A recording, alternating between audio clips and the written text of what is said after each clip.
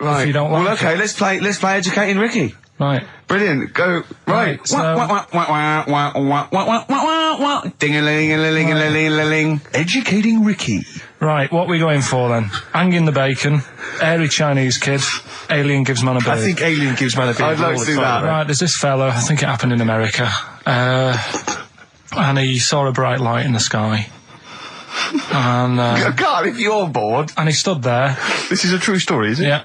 He stood there, Yes, of course it isn't, Steve.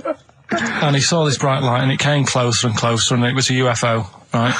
Yep. And he looked at it, and it disappeared, right?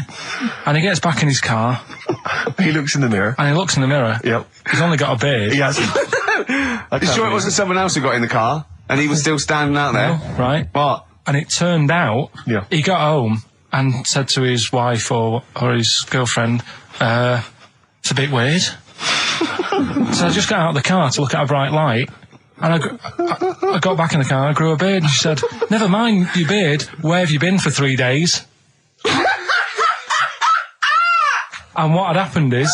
He passed out because he was pissed. No. The UFO had taken him for 3 days. Yeah. But he'd only thought that he'd only looked at it and it went away. Yeah. But what had happened is, he took him, and he grew a beard because he hasn't had a shave. Right, okay. I mean, was Will Smith or Tommy Lee Jones anything to do with this at all? Did you see this on a video maybe and thought it was an educational film? No, it's from a book that some kind person sent in to me. Here. Can I just ask again, just again, I'm just throwing this right back at you. Do you think there's any other possible answer here? Right? A man is absent for 3 days from home. He's grown a length beard. of time that it could take to grow a beard, lest we forget. What if he hadn't actually seen a bright light in the sky? What if he was lying? What if he was lying? He got knocked unconscious. He'd had a car crash. Just any lying. number of No, other things. just lying. Or he was just lying. Yeah, he'd been on a bender, getting pissed for 3 days And that with was his his mates. excuse to his wife. And they went, Dennis, what are you gonna tell your wife? Well, wait a minute. Wait a minute. You're not going to believe I was out with you, lads. Just say you're only away for a minute. No, I wasn't away from it because of the beard. Oh yeah, look, it looks like you've been out for 3 days. Well, we have. That's Exactly. right. Okay, we've got to cover that then. Alien abduction. Great one. Okay, let's try that. Do you see? That's a little scenario there that could have been played out. So, when you say educating Ricky, what have I learnt from this? Never listen to you again. That's all I've learnt so far. Never listen to you. Yeah, we'll add a little bit more in here, right? To Well, spice this no, up. what do you mean add a little bit more? We'll add a bit more to this what I'm educating you about. Go on. Right? There's only a law in America that says if you touch a UFO, you're going to get done. Now, why would they make a rule? I don't know that... Do you know, like, all their rules have a code? Carl, I genuinely do not know what you're talking about. Right. Do you know, like, how here they might have... Do you know I what... have no idea. Right. Okay. Do you know, like, over here... I'm listening to Capital and these headphones. I got Foxy on from yesterday. Right, let's bin that. No way, it's great. I want to hear about Airy Chinese Kid. Let's play a tune. And Okay, then come play a back tune, with come back with Chinese Kid, definitely. Some doors. Yeah, I Yeah. just thought I'd go back, take it back to the 60s. This is a tune that a friend of mine sent If me. you touch a UFO, you get done. Soul Kitchen from the Doors. Shambles today, this. David Bowie, Slow Burn, quite a Eno trilogy Yeah, feel not bad about at it, all, larger yeah. Is it and a sort new of tune? low type, yeah. But, yeah. Enjoyable. Now, okay. That's stressful, isn't it? I think we've got things working now. We've had people come in and out, just shaking their head going, shouldn't have bought that desk. But it's all sorted now, I think. And, You notice how it took about 25 minutes for them to come down as well, though? Do you feel like we're maybe quite low in the pecking order in the building? Definitely. You know, it's like Capital First, Capital Gold. They can shoot off to other sort of pirate stations. People's car radios, then they come back here. Oh, dear. Oh, I had a job at Richard Sounds. Light fitting was buzzing. Now, but we've got, thanks for staying, listening. Right, okay, educating Ricky. What have we got? Airy Chinese Kid, go on. Right, yeah. This is the... I didn't want to do this. What do you want to do it? Well, I wanted to give you three, and I gave you one. It was like the alien man gets a beard or whatever. Yeah, And- which was total rubbish, so this one should be better, maybe. Hey, Chinese kid. Right, well, we've talked about airy people in the past. True enough. Haven't we? Yeah. You know, the little kids who grew up in woods and hung around with wolves and that. Yeah, again, you're confusing it. Yeah, they're not, there were some people that were born very hirsute. They were not the people who were brought up with wolves. You just put that together in your Homer Simpson type mind. Right, well, this is like a sort of close to that sort of story. Yeah. But the weird thing is, right, Chinese people aren't that hairy as a nation. No, seriously, that's a well-known fact. They don't have that much body hair and stuff. Okay. So this little kid who was born over there, he was like covered in stuff. Was he? And it was only his nose that wasn't hairy. The rest of his body was caked in hair, right? And his hair sort of What grew. sort of hair was it? Was thick hair. No, what I mean is, was it sort of like a pony's mane, so he just looked like an Ewok?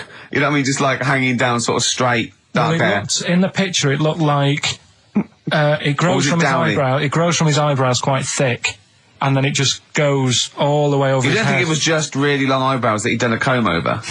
No, it was all over his body. It had a picture of like his back and that. Yeah. And Had he styled it? Had he styled it at all? Did he have it in a quiff or? no, it was just hanging everywhere. all over him. Yeah. And they were like, you know, this is a bit weird happening in China, where we're not normally that hairy. That was the scientist speaking there. Yeah. And the local press and that were getting him down, calling him monkey boy and all this. Oh. And Thinking Chinese press. but the doctor, Yeah. Oh. They're cruel, aren't they? It's like those game shows. That's Japanese, isn't it? Yeah. That's what. Yeah. and the doctor said, I was Carl talking through all that time while we were just like talking to each other then. Because I turned round and I still saw he was talking. Go on. So anyway, the local press came there to see the hairy boy, the monkey yeah, boy. and they were like being tight, taking the mickey out of him, and the doctor said, Showing him nuts. he's only hairy. Said he's a healthy young kid. The only faults he's got is he's got a little bit of eczema and a boil. And he said everybody should just treat him the same, and I think he grew up a healthy kid. Yeah, so that's the That's the end of the story. That's not a story. why. But I've got nothing. I don't know what to say to that. So someone in China was born slightly hairier than the rest, and he was normal apart from eczema and a boil. That to me isn't a story.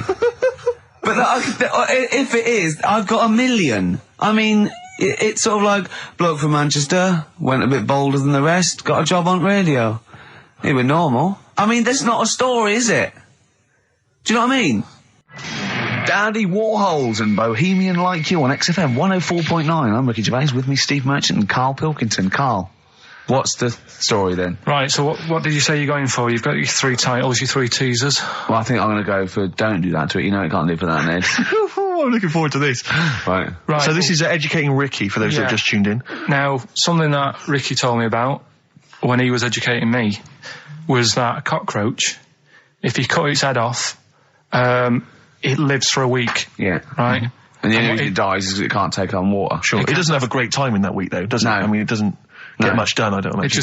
It just needs water, and because it can't find any, like its eyes, it eventually dies. Yeah. Right? No. So what? No, it's not. That's not. It's 'cause Anyway. you can't drink. Anyway. So have you heard that one about worms? Okay. I have. Go on. If you cut a worm in half, Yeah. a lot of people have said in the past that it'll turn into 2 worms. Right. But that isn't actually true. Okay. Who said that? No, it used to be like, you know, Kids at school they said it on, kids at school and stuff. Yeah. So that, you know, a lot of people think that. Don't pick him up on stuff, Steve. It's bad enough. Sure. So, but what they can do, if you get a worm, right, and you find out which end its head's at. Right. If you you've got its head there at the left-hand side, right, and if you sort of cut it in half, Right. but not in half, so there's more of its neck than the tail, if you know what I mean. Yeah. Yeah. The bit that you've cut off will sort of die, and the rest of the worm will get better.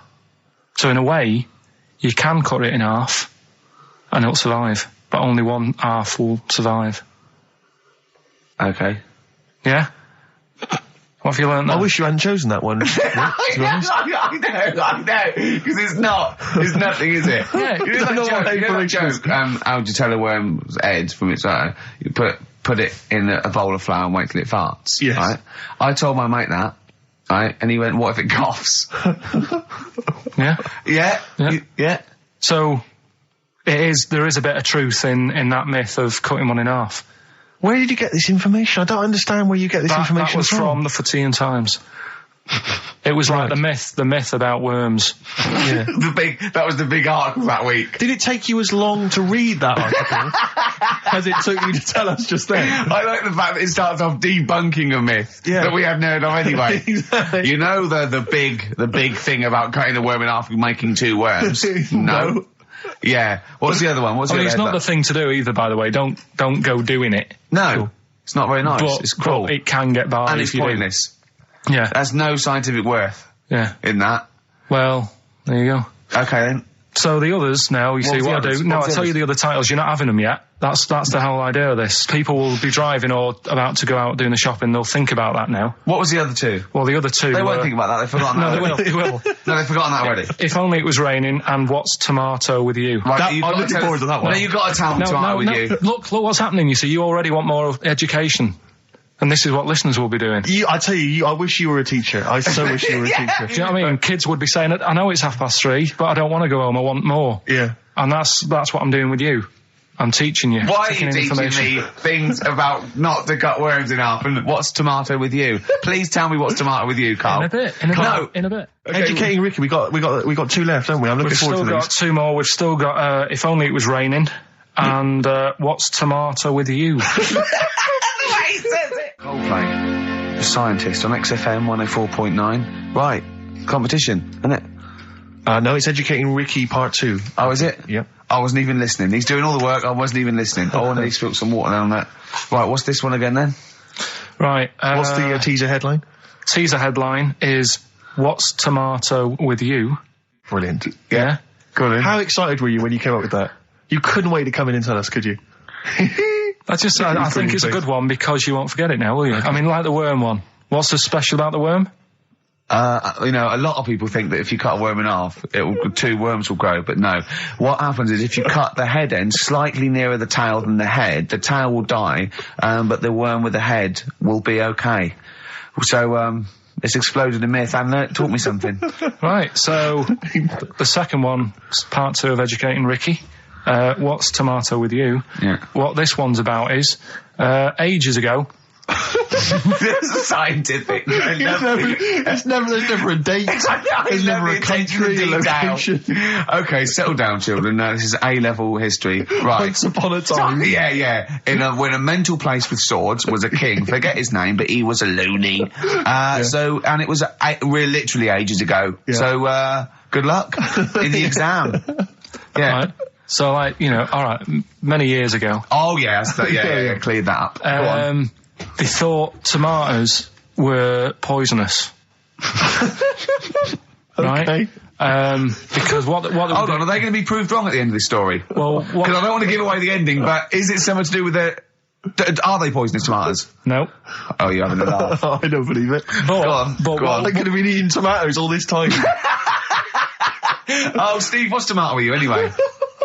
Okay, so hang on a minute. Let's just recap quickly. Many years ago, when people thought tomatoes were poisonous. Yeah. Go on, Well, they didn't know they were poisonous then because they were still eating them. But what was happening? Well, they're not. But they're not poisonous. But hang on a minute. All right, and it's not. I'm just going to listen. I'm not even going to talk. I'm not going to tackle it anymore. If you remember, years ago they didn't have like pottery plates. They had lead plates. Right? What are you talking? Just let him talk. Sorry, what year is this? Let him talk. Come on. Plates made out of lead, and what they'd end up doing, they'd say, right, do you want a tomato? And they'd go, yeah, all right. And they'd put the tomato on the lead plate and cut it. And because of the acid in the tomato, right, it would sort of make the lead runny, and the lead would go into the tomato, and they'd say, oh, it's lovely this, and they'd be eating it. They'd get food poisoning, lead poisoning, what have you, and they'd be really ill. So they thought tomatoes were poisonous, so they didn't eat them for many years. And when you say they, do you mean the people of Narnia? Yeah, this didn't happen. Where was this happening? sort of in Britain and that. You put him on the spot there. Oh, I hope there's no uppity pupils at this school when they go, what do you mean, sir? Oh, if you're gonna... Oh, I'm fed up with you. Do you understand? No. So the No, you've got... No, right, okay, first of all, Carl, where'd you get this information from? Where did 14 I get times that? as well? Do you know... You can't remember? I don't know where I got that from. I don't know where I got it from. But why don't you think that makes sense? But what? Someone once got lead poisoning from a tomato? Not just one, loads, and then all of a sudden... No. Why is this educating me? Because I'm telling you that tomatoes... I can't take anything away from this. Yeah, I don't know what to take away from this. What have I learned? What have I learned? Don't mix lead with tomatoes. Why is this educational in any shape or form? What are you telling me? A long time ago in the land of Glunk, right, where the ninnies did slib, right, they thought tomatoes were poisonous because they ate plates of lead. What are you talking about? Yeah, but we all know tomatoes aren't poisonous. Is that what we're taking from the story? Is that the moral of the story? Don't believe these people that I'd never heard of before. What are you talking about, Carl? I think it's a bit weird. It's a bit weird, yeah. Is these the same people that were spreading those malicious worm rumours? My hangover's coming back. I've got to get some water. Play a record that was rubbish. Anyway. Educating Ricky. Good, we've settled that then. Go on. The titles that are meant to sort of pull you in. Yeah. We've got, what was it? Stocking, Aitken and Waterman. Yeah. You've got It's Not His Fault. And Get a Load of This. Get a load of this. So, which pun do I pick first? I think I'll go for Get a Load of This. Get a lobe of this. Yeah, get a lobe of this, yeah. Well, that's a story about a girl who, she was deaf, right, for 4 years. And, it happened quite a bit back this. What year? Or was it, I think it was ages ago, was it? Yeah, quite a bit back. She was deaf for about 4 years. Having an argument with her mum, it said, which I didn't quite understand. Because I don't know how they do that. Yeah. But she was having an argument, and a man pushed her against a wall, and she banged her head, and her hearing came back. Okay. Was she wearing a Walkman, and it fell out? And she'd realised, there's no explanation. There's no explanation? Well, why is that teaching me something then? So I knew you'd say this, right? So I thought, right, I'll stick something on it. Do you know that bees are deaf? No, you can't just, no. If you ask someone something they don't know the answer to, they don't tell you something else. I'll tell you something else then. I can't answer that, I'll tell you something else. Imagine that, if you asked a teacher. Look, how do birds fly? Wow, if you're going to do that, tallest building is, I mean, what? Well, that was the equivalent, Carl, of running away when we asked you a question. Yeah, the intellectual equivalent. Look over there, there's a monster. Yeah. Listen.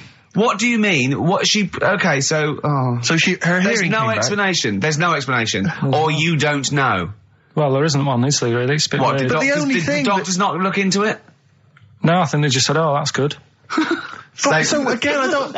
Where did this information... Is that... If you read this on the net, is that all they put on the net? There was once a deaf woman who hit her head and she could hear. Hearing came back. It was bizarre things about being deaf. Was there three, I've got that book, yeah, it's a good book, that. Was there 3 more pages you just couldn't be bothered to read on? Yeah. No, it was just a little bit, and it was there a little picture, a cartoon picture? No pictures, I just read it. Ow. Look, ow, if you don't want to know, if you don't want to learn, you know. Yeah. Okay, It's Not His Fault. Let me have It's Not His Fault. You got to save this. This has got to teach me something. It'll be an interesting story. Right, It's Not His Fault. This fella... Yeah. What year? Ages ago? Olden times? I'd say in the 70s. Okay. Would you?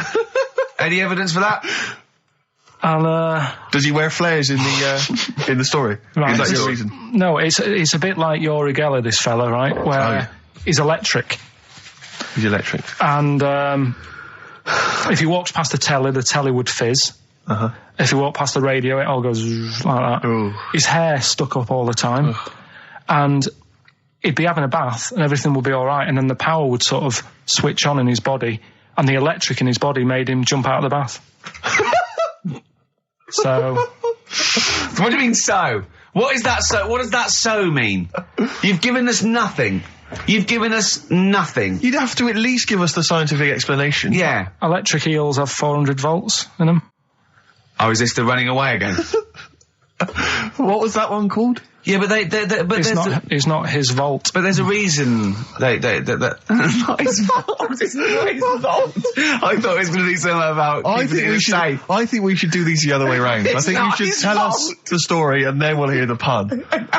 It's not his fault. It's not his fault. Right, let's leave it. Play a tune. Forget it. Educating Ricky. Doing it. We're not doing it. No, we are. What are you going for? Oh, he can handle it, I think. Don't worry about him. He candle it. He candle it. Okay, let's hear this one. Right, are you familiar with the phrase burning the candle at both ends? Yeah. Do you know how it's come about? I know a man who does. I assumed that it was to get more light in the room. How would that work? Well, they'd put it sideways and light both wicks, so out of one candle they could get two. No, go on. No, what it is... it means you're doing too much, you're staying up too much, right. You're not getting enough sleep in your... Well, years ago... Yeah. When they didn't have light bulbs and that. Oh yeah, what year is this? Literally ages ago specifically? Yeah, quite a bit back. Mm-hmm. Okay. Didn't have light bulbs and that, so they used to have candles. When did the light bulb come in? Because I can't remember at the moment. Don't know. Okay, go on. So, yeah, so they've got a light bulb. You wouldn't know. You're a doctor. You're not a historian. Go on. And people who worked a lot of hours. Yeah. How many? Literally lots. They get up early in the morning because they have to be up early. Yeah. And it's dark outside, so they'd light the candle. Sure. And they'd wear it out a bit, and then they'd be getting in late as well. Yeah. And they'd be like, oh, it's dark. I'll have to light the candle again. And they're burning candle at both ends of the day. So that's where the saying comes from, burning the candle at both ends. So, all right, that's a little lesson. Yeah, lesson one. Okay. Can I have? No, you can't. You can't rush into them, Rick. You've got to. I've got to soak in that. You've got to soak that one in. Any questions for Karl off the back of that? What do you think? So people were. I mean, basically, where this comes from is people were literally burning the candle at both ends of the day. Sure. There you go. So we've still got. Go on. I'm committed to this treatment. And I can't wait. This is like Christmas Eve for me. It's like Christmas. I've got to open another present now. No, I'm afraid we've got to save it. Rick, raw Nirvana. Amazing. We were just talking. We were getting excited about that. Yeah, weren't we? got an incredible voice he has. And growl drumming is brilliant. You know, you're right. The new one from Nirvana. Well, it's time for Educating Ricky Part 2, isn't it? I'm excited, Karl. I'm going to learn so much from this. What's the choices again? What you've got left. Still keep phoning your answers to email. Sorry, yeah. The answers to Rockbusters. Yeah. Right, okay, Educating Ricky, Part 2. Right. I'm committed to this treatment. Yeah. Is one. I've got to go for that one. Yeah? Yeah. Or the other one is the police are causing a bit of a stir. He still says it like it's the best thing he's ever come up with, which in a way it is. It could be. Right, go on then. I'm committed to this treatment. Right. Do you know the saying... Is it just sayings now? Are they all sayings? This no, they're not. Okay. No, the other one isn't. Frog in your throat? The saying, there's a frog in your throat? Yeah. I assume it's when you croak a little bit. You sound like a frog. No. Right. Might seem a bit weird, this one, right? But years ago... Oh, yeah. Sorry, what is that clue? Committed to this treatment? It's about frogs committed.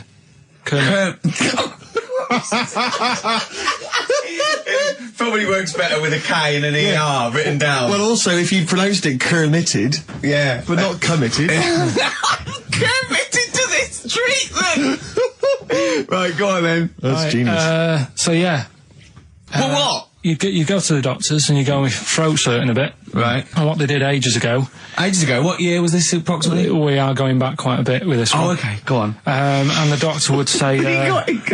did history. Imagine years ago. Go on. And the doctor would say, right, keep your mouth open. I need to look at your tonsils. And the jaw would ache a bit because they weren't as quick back then because they didn't have the technology and stuff, and they'd have to stare at it and study it and stuff. And they get an achy jaw, right? Keeping their mouth open. Yeah, you get, you eat a Mars bar or whatever. So they'd sat there, and they used to always close their mouth, and it used to annoy the doctor. Right? Oh. So what they did, they used to get a toad, right, and put it in the mouth. Rubbish. Okay, keep talking. Keep talking. And that way they couldn't close their mouth because either they'd squash it, right, or apparently you're not allowed to lick a toad's back. So the doctor would have them for breaking the law? No, but it's poisonous, right? A toad's back. You should never lick a toad's back. Or put it in your mouth, really. Oh, just stop for a second. Wait. What? Can I just ask one question? Go on, yeah, just ask one question. I've got a few, but go on. Sure.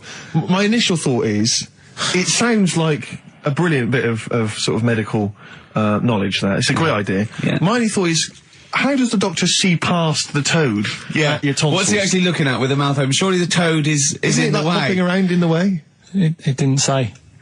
Sorry, and my first question is, was this on the internet? Yeah. Yeah, okay. Carl, that is bollocks. That is, I mean... Well, alright then.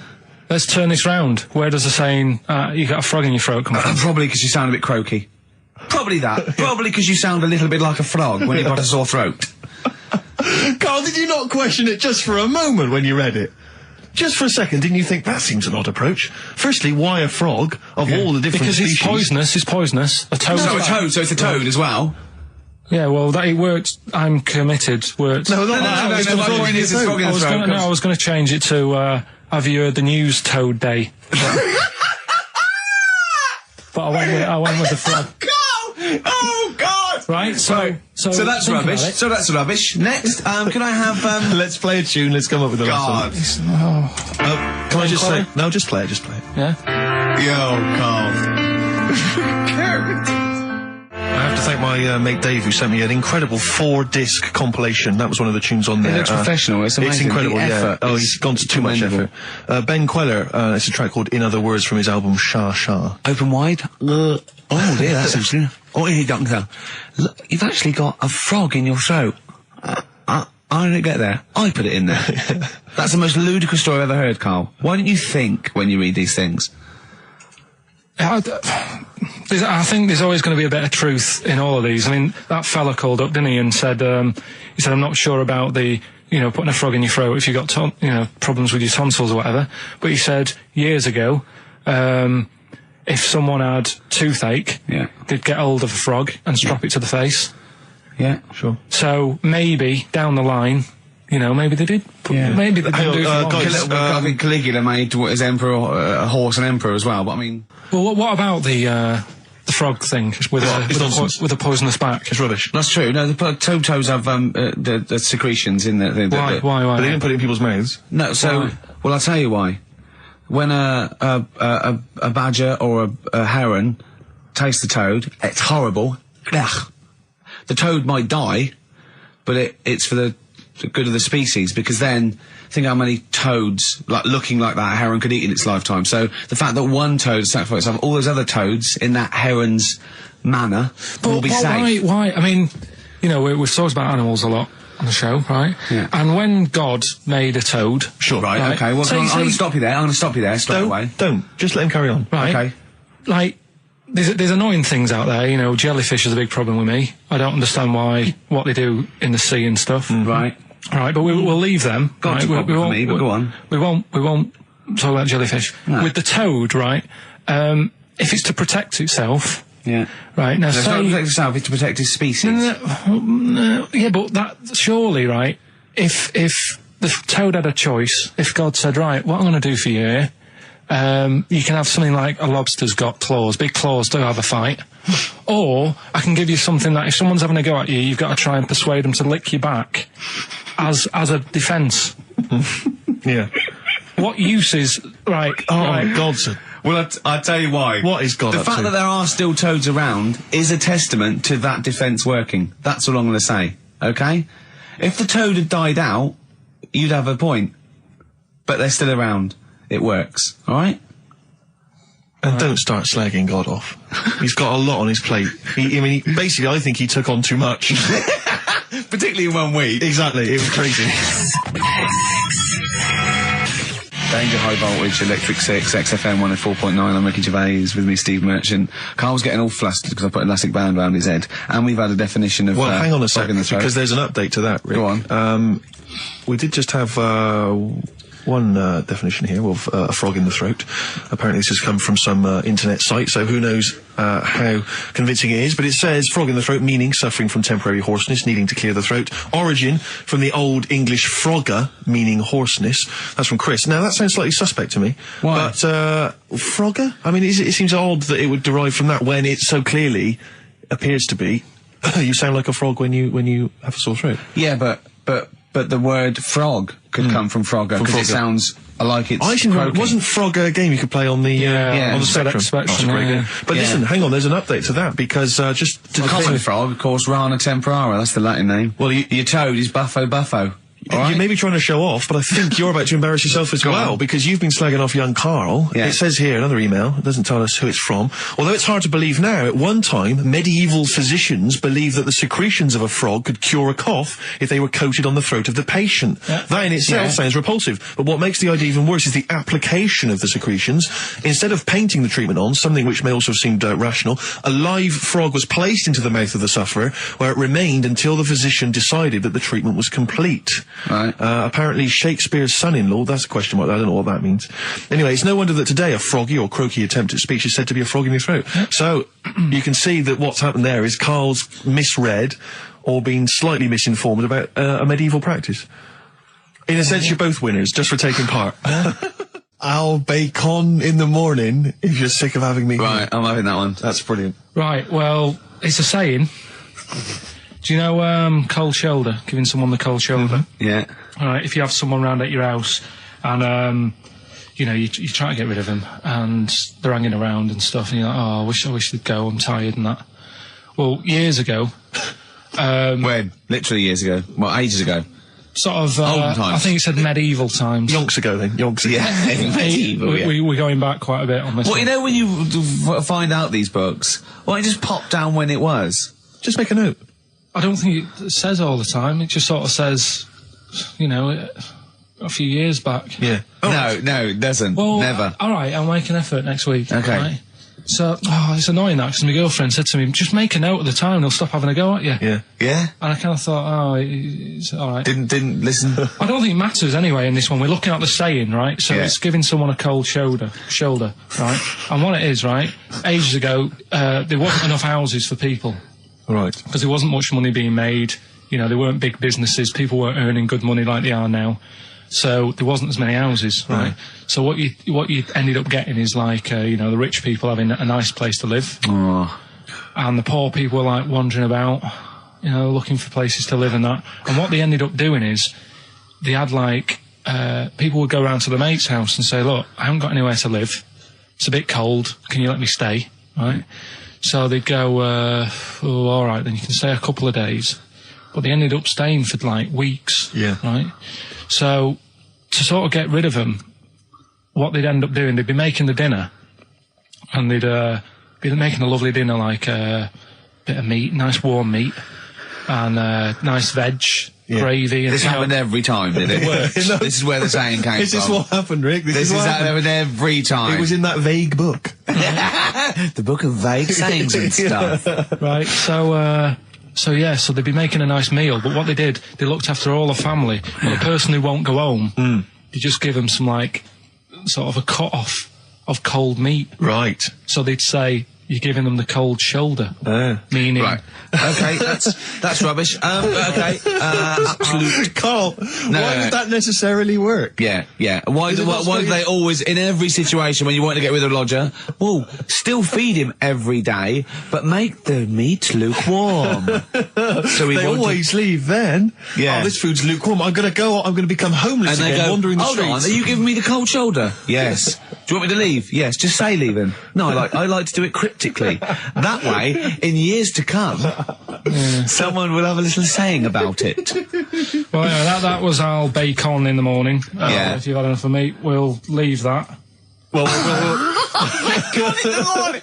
Oh, bacon in the morning if you've had enough of me. So come back. What are the others? Just tease us again with the others. We'll come back to those. You've got, he's a bit of a nuisance, and we'll have a big fire tomorrow. Nice, looking forward to that. Right then, so we've got, we'll have a big fire tomorrow. Yeah, go on. Is that the one you want? Let's go for it. Right, I think this was like round the 1700s. Bluffing. And He's bluffing. Who was the king then? Don't know. Go on. But it's about the word bonfire, right? Bonfire. Bonfire. Yeah. Do you know where it comes from? No, go on. No. Right, what happened is it's got nothing to do with Guy Fawkes and that, which is what I thought when I saw it. It's got nothing to do with that. But ages ago, at 1700s, right, they didn't have enough houses, like I mentioned.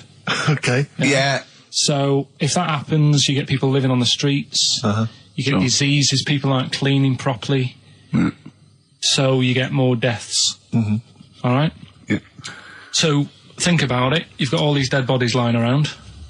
They're running out of space because there's like, I don't know why they're running out of space, but they haven't got much. I don't know why really.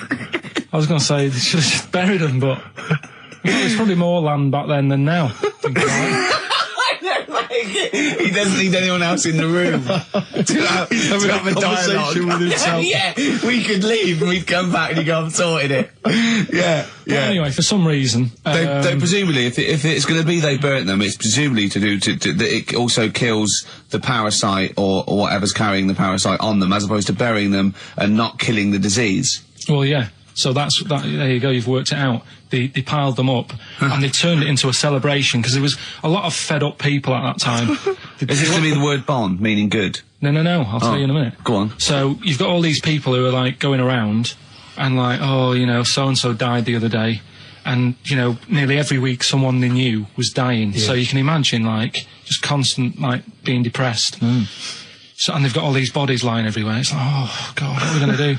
So they said, we're all too fed up at the moment. Said, let's make this a better world. This was 1701 by the time they got together. Yeah. So they said, what we need to do is have a big party. So they said, yeah. Good thinking. See what you're thinking. So they go, right, well, we'll put all the bodies in a big pile. And they're all diseased and that. So they set fire to the bodies. And they said, let's have this as a celebration to remember them by.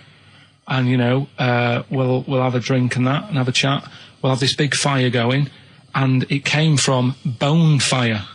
Ah, right. So it was all the bones.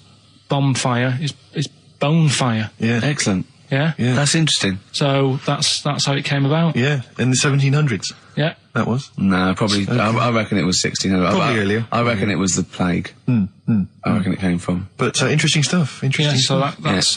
Did you celebrate Bonfire Night? Is that a big celebration for you? Do you like the fireworks? I'm sick of fireworks. I just think they're rubbish. I'm not impressed. I've never been impressed by fireworks. Even as a kid, you know, you have to go to like sort of community kind of gatherings with a bonfire and fireworks, and some local vicar or whatever would come out. But I also think the adults think the kids love it, and if they just got together and said, "Should we go this year?" They'd all go, "No." Absolutely. Let's not go this year. What would be better is if the vicar had wheeled out like a massive rocket, climbed in, gone last one to the moon as a bender, and then fired himself off. Now that, I'd pay to see. That's a firework display I'd like to see. As it is, it's just rubbish. Oh dear. Yeah. That's your feeling, excellent. Carl? Yeah, I'm not keen. No. Sorry, what clue was that? We'll have a big fire tomorrow. Bone marrow. Bone marrow. Genius. Let's play the record. Oh, God! Potter news. Right, well, this one, it's... I'm not going to take the credit here. I heard Christian talking about this on breakfast, right? Because it's a good story that happened. Basically, I don't know if I told you about it last week when we were having our spaghetti, but... No, I think you did. Right, I know what it is. I know what this is. Okay, I've not heard this. Right, there's a little midget. Right, there's a circus. I'm loving it already. Circus going on somewhere. I think it was in America. And is that present day or old times? I'm talking like in the last 3 weeks. Okay. Right, little midget. circus, really packed out show. People are loving it. Steve, you asked the same question I did, I know. So there's a little midget jumping up and down on a trampoline. What circus is this? Right. I'd pay good money to see it. So everyone's clapping, and he's getting carried away. Because he can't believe they're loving it. I didn't know they'd like a little person on a trampoline, but they love me. But you know what it's like when, if there's a crowd of people sort of encouraging you to sort of go higher and stuff. Yeah. And I'm sure he knew it was getting out of hand. But he was jumping and he was coming down the road going higher, and he's going really high in the air, right? So he's doing this, crowd are clapping. There's a hippo, right, just sat next to the trampoline getting ready to come on and do his act. Oh, right, I thought he was in the audience. There's a hippo getting ready to do his act, Steve. Yeah. So he's a ventriloquist. What do you mean he's sitting by the trampoline waiting to do his act? Because why does he sit in the dressing room and they go, 5 minutes, Mr. Muss, 5 minutes, Mr. Muss. So anyway, right, so the hippo's there. He's getting annoyed, is he? Because the midget's he's going, how can I follow this? This is really annoying. They're going to be, no. So he's thinking, he's already done the trampoline, my pogo stick act is never going to work. Yeah, go on. So there's a hippo waiting. See, it's a great story, and I just know he embellishes it, or it gets slightly wrong. Go on. So there's a midget jumping up and down. The hippo's getting annoyed. The crowd are going mad. The midget's loving it. Can't believe his luck. Although you think he probably knows he's dicing with danger. Yeah. So next thing you know, they're all saying higher. He gives it one big, heavy sort of landing on the trampoline. Goes really high, but goes off at a funny angle. Oh, hypotenuse. Okay. Yeah. And sort of flies off. Hypotenuse! Sure. Flies off at a funny angle. Ooh, Hippo's there, swallows him whole. Crowd are clapping, thinking that's why the hippo was waiting there. Rubbish. Rubbish. It's not rubbish, though. But no, maybe there was an accident in a circus with a midget and a hippo, but at no point was this hippo waiting to go on, going, come on. The midget flew off at a hypotenuse and landed in the hippo's mouth and was swallowed whole. This is what you embellish it. That is great. And I have to say though, Rick, when I heard midget, trampoline, hippopotamus, I was thinking accident waiting to happen. Yeah. So. Yeah, maybe. I mean, it is that you should never put those three together. Never. It's a recipe for disaster. Everyone knows that. Midget, trampoline, hippopotamus. Are you mental? You're asking for trouble. Well, you know when he told me it, he said, and the midget, he didn't mention the hippopotamus, and he said the midget went on, and soon he fell off, and the hippo ate him. And I said, sorry. What was the hippo doing there? He went, it's a circus. I've never heard of a circus having a hippo. No, what do hippos do? What can they do? You can't train them, can you? What do you... Aren't they, very deadly? They're huge, aren't they? You can't have a hippo in a circus. Are you sure? You're not thinking of Zippo? He's neither kind. Yeah. No, and it wasn't some sort of where Zippo was eating a midget, and it's some sort of horrible sexual act. No, it was definitely. I heard it on breakfast, right? Oh, okay, sorry. No, it's definitely fact. Yeah, okay, right, truth. Okay, good. Can you believe it? Can you believe it? So, they're the two that are left. Which one's you going for? Can you believe it? Is not that picture, is it? In that we saw. Which picture? The bloke with the... No. Right, okay. God, that was bad. Right, okay. So... I just better explain we that. We can't really discuss this on air, can we? Well, we can. Steve brought in, Karl, the best book ever, which is, what is it? I found it when I was moving house. It's an FHM publication, and it's kind of like lots of grotesque pictures and stories, and like a book of freaks and weirdos and... And Karl opened it, and the first one was like... At the back. At the back. Well, you couldn't believe your luck, could you? What was it? What was number 50? A bloke with two heads. And he said, what's number 1? Yeah. And then number 6, there's a bloke who's a squid or something. Octopus. Yeah. Yeah. He's loving it. At number 1, he said, well, it's just a fella under a rock. And I went, oh no, read on, I think I know about this. And it's the fella that was found, he caused a landslide while having sex with a chicken. And they pulled him up, and there he is, the chicken. Right, so Karl could not believe his luck. So it's not that. Can you believe it? I'll have that one. You're going for that one? Yeah. Right, well, we've talked a lot on the show about... We've talked a lot on the show. Yeah. About animals without heads. We haven't! We haven't.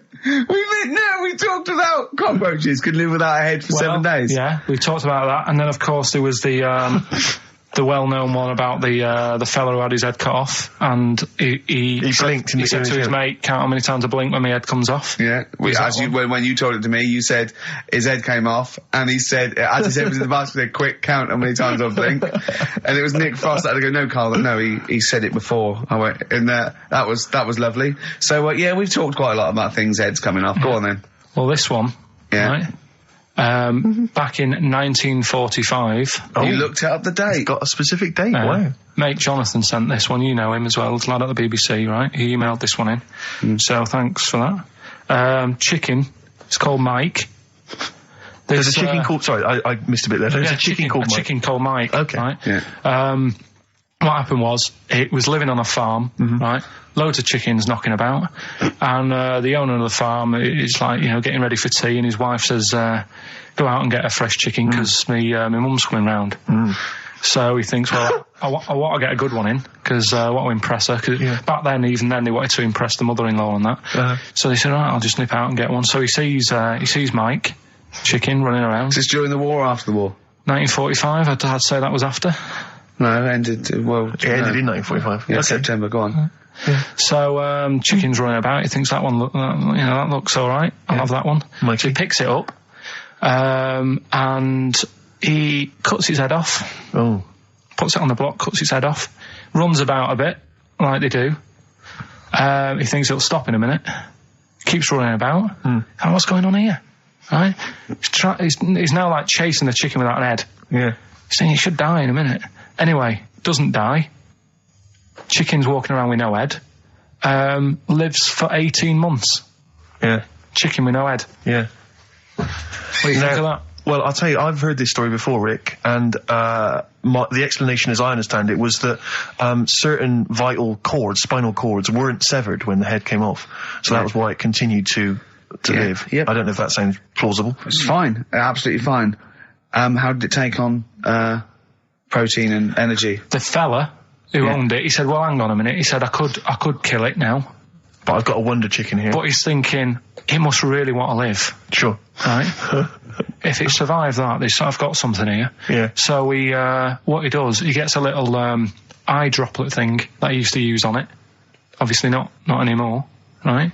And he filled it with grain and water. And it had a big hole in its neck where its head used to be. And he incredibly. And he dropped. You know what? I mean, that is possible then. If it, without infection, without infection, if he was taking on things, it is possible, right? Why? Why what? Why did he do it? How cruel is that? I mean, it's not cruel because the chicken obviously, He said if he thought it was a bit fed up, he would have killed it. He said, but it was running around quite happy. Well, it wasn't fed up at all because it had no brain. Well, what do you mean? Wow. I'm just saying it was nothing. It was just sinew and nerves and electrical impulses breaking down energies, right? That's all it was. It didn't have a brain. So it was, but I'm worried about the psychology of keeping a pet without a head. I'm worried more about what the farmer was thinking than the chicken. I tell you this, the question I'm asking is, was the mother-in-law impressed? I mean, that's why he set out to shot Mike's head off. This is lovely, but it's just the head where you don't kill a chicken like that all at once. I thought we were having chicken for dinner. Come and look at this, running around the yard. Yeah. Oh, dear. So, there you go, you've learned something there. Yeah, I have learned something. Yeah? Yeah. So... one more. I've learned that farmer was very strange indeed. Yeah. There you go. I have to say, to be fair to Carl, I have a feeling like when I read it, the reason he kept it alive was as a novelty. He got charged people to come and see the incredible headless chicken called Mike. Right. So, here we are. That's great. Oh, am I gonna have to thump you? Yeah. Do you know the saying, shut your face? Yeah, I've heard the well-known Shakespeare, isn't it? Yeah. Do you know how it came about? No, Joe Dolce. Go on. It's ages ago. Oh yeah, literally. Like knights who wore armour. Okay. That's armour gonna have to thump you. That's how it came about. Okay, armour. They wore all the stuff and they had the helmet, and say if they're guarding something at night, stood outside a castle or something. Yeah. And there's probably going to be 2 of them. Right. So they stood there talking and that. And, talking about stuff. And the future, medieval stuff. One of them was like, "Oh, we should shut up. You know, I've been stood here for hours," and he's going on and on. Yeah, sure. So he'd say, "Shut your face," meaning, shut the guard down on your helmet, the visor, and I can't hear you then. So shut your face. Shut your face. And that's how it came about. Well, I suppose it would be interesting if I could just rely on it. I'm not sure it's true. Yeah. I know. I just never know. It needs to be corroborated. It's like, I don't know where he got it from, but anything via Karl is precarious. Yeah, I mean, I feel like maybe you should give us your sources next time. You know, tell us where you got this information from. Got it off the internet. Yeah, but where on the internet? I can't remember where that one was. I mean, I always go through, like, the news pages and stuff, and this news should be updated because they've only reached the 17th century, which was last week with people eating tomatoes off lead plates. Go on, right, okay. Like, what are you having? What are they again? Is the tip included? Yeah, go on, that one. Right. In Turkey... Nice. It's not, actually. That's where I went, and there was them little fellas after Suzanne in the kitchen. What? What do you mean? We went to Turkey. You went to Turkey and there were some little fellas? Well, they had quite a few sort of midgets working in the kitchen. Why? Is it a theme? No, was it a theme holiday? I don't know. Might get them cheaper or something. Was it? So they were working cheaper. They were working in the kitchen, and one of them fancied Suzanne and kept sort of eyeing her up, and she was winding me up saying, "Oh, not eyeing up and down, just eyeing her up." Yeah. Anyway, no. So what was she doing in the kitchen? No, it's like a pick what you want to eat type buffet, but you have people clearing the tables and that ready for you to come along. Are they low tables? And you know, he was just keeping an eye on her. What did he say though? Was he Turkish, so I don't know what he was saying. But he was a little fella, yeah. Did he? What do you mean a little fella? What do you mean little fella? Sort of dwarf-like. What do you mean dwarf-like? He had magic powers, or he was 4 foot? No, what do you mean, Karl? A little bloke, just like a normal bloke, but small. If you stood him in the desert, you wouldn't know. But he'd be hot at first. Right, Karl. You should watch out for the monkeys. Yeah, underground. Those underground monkeys are dangerous. You can't just say there was a little midget fella who was eyeing up my girlfriend and then leave it. What do you mean? What was happening? This is a story to us. This is much more interesting to us than, and she was deaf, right, and she hit her head. That's much more interesting. I don't understand how it manifested itself. Did he come over and say something? No, do you know when, it's like girls know, don't they, when someone fancies them? What do you mean there was lots of them as well? Do they? That's worth knowing. Listen, right, come on, right, so you went to this holiday, yeah? Yeah. And you went into the dining room or something? Yeah, downstairs. And you looked over. You thought, this is odd, there's no one serving. Yeah, and they go, wait a minute. Hold on, you looked down and there was a little waiter. There was loads of them running around busy. Why, though? Why did they get summer? What do you mean? Because it was summer. They had more of them. They come out in summer. What do you mean they had more? What do you mean? Because it's busy, isn't it? Well, no, but they hibernate in the winter. Why were they all midgets? I don't know, maybe it doesn't heat stunt your growth or something. No! Well, they just happened to, maybe it was a thing that they did for tourists or something, I don't know. I just got on with my meal. It was a holiday, do you know what I mean? God. Right, so some midget serving, I'm not going to ask any questions. Right, okay, yeah. So they're all little fellas running around, and this one always was like, you know, oh, do you want a new serviette? You know what I mean? Going out of his way to sort of... for turning on the charm. Yeah, he was going out of his way. The others weren't. Right. I think what was happening is he'd been working with Santa all the winter. Yeah. This is sort of little summer break. This one was your waiter, and so he was being polite to you. Maybe. But what did Suzanne say then? Well, she was using it to wind me up. What was she saying? Just like, you know, look he may be small, but he's built like a... Yeah, he's all man. So... Were you jealous of a midget then? You were jealous of him? It is a bit annoying, isn't it? Why? It wouldn't bother me as much now, because I've been with her for ages. Right. But at the time, that might have been one of our first holidays, and it's like... You don't want to be what's going on? I paid for this holiday. Yeah. and then you get off with a midget? Yeah. Oh. So anyway. But it doesn't matter, because you got chatted by a bearded lady. So. yeah. Tell you what, no, that's got nothing to do with that. What were you going to say? I was going to say the hotel was half board, and maybe... Oh, right. I thought you were going to say it's just one of her shortcomings. So listen, right? Play a record. Right. Badly drawn boy, born again. Right, just get this educating Ricky out of the way. So, Turkey, yeah. So what is this again? This is Educating Ricky. Is the tip included? Right. Apparently, a fellow was on holiday in Turkey. He's just having a normal holiday. Weather's good. You know, he's having a good time. And Weight is all normal height. Yeah.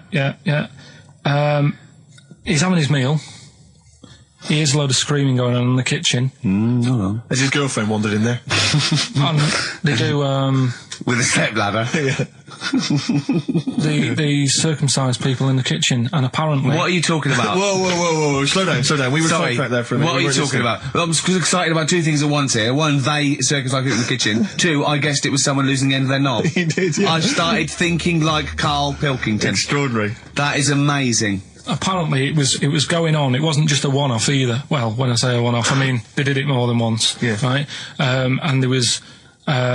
it was there for a week, and apparently the first night it was quiet, and then the rest of the week, every day, it'd be like having his breakfast, or even his lunch, or even his tea. Yeah. Right? He'd be doing it all day. Oh. You'd be hearing Lunch screams. and breakfast, fair enough, really. Yeah, Circumcision at tea time. Don't do that. And apparently it's a tradition over there.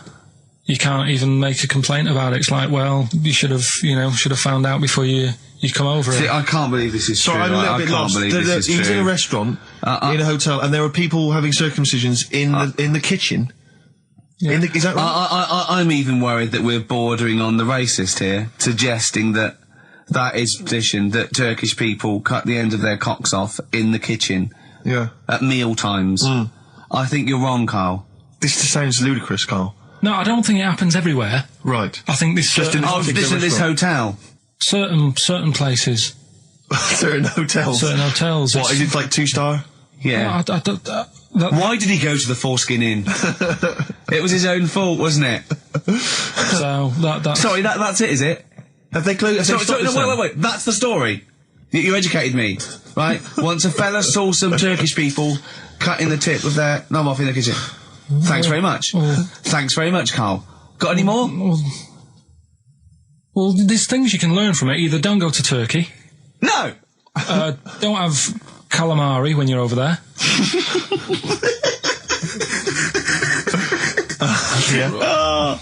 Karl, you've done it again. Well, You too. I love that one. On XFM 104.9. I'm Ricky Gervais, Steve Merchant, Karl. Okay, Karl, one more. can't we just... Don't get the just because so far you've come up with nothing. What's the last one? Give us the teaser clue It again. was, I want to come here in hindsight. I wouldn't have come here in hindsight. Yeah.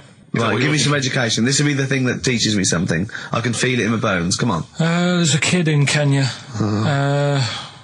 He was messing about with some beans. Magic. We guessed that as well. You did, yeah.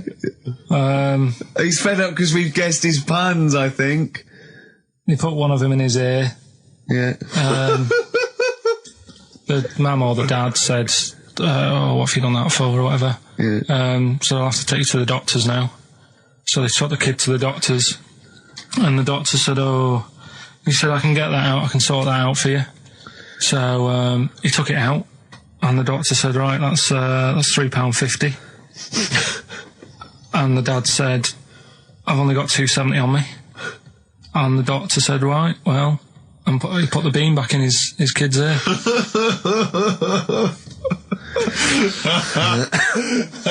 I don't know what to say. I don't know what to say.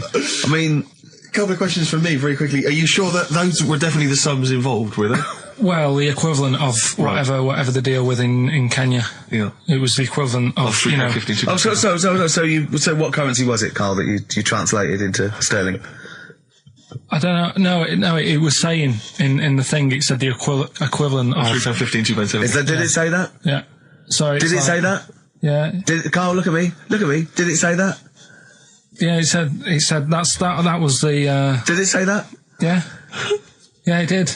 It definitely said that. Definitely. Yeah. So. Oasis, Live Forever on XFM 104.9.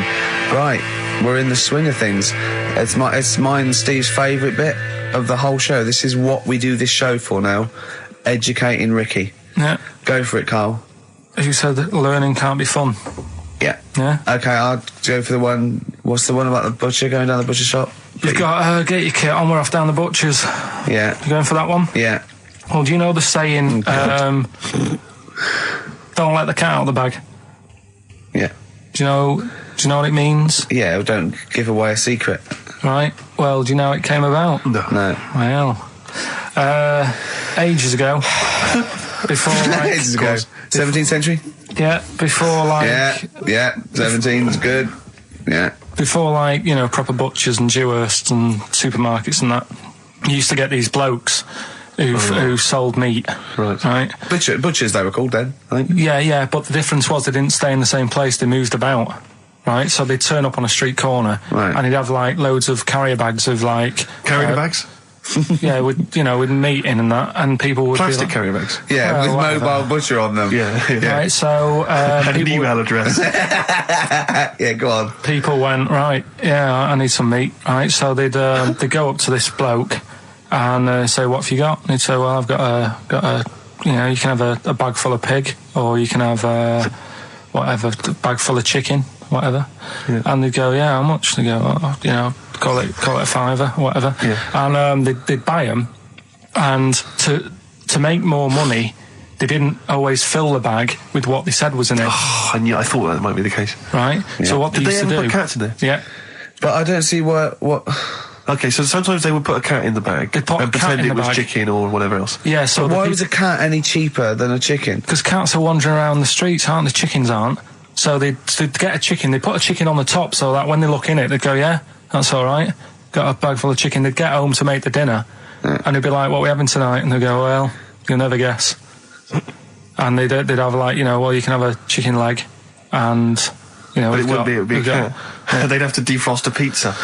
Yeah. Did they mind that they were eating cat then, in those days? He didn't say. He just was saying about the saying, don't let the cat out of the bag. It's like, you know, if they see that, they're going to go mad. Well, so it was the people that were doing this, it was the dodgy butchers that coined this phrase. Were they saying to each other, don't let the cat out of the bag? I.e., what I mean by that, Jack, is don't let them see the cat, what we've stuffed in there. Yeah. Dodgy butcher, there's another phrase, isn't it?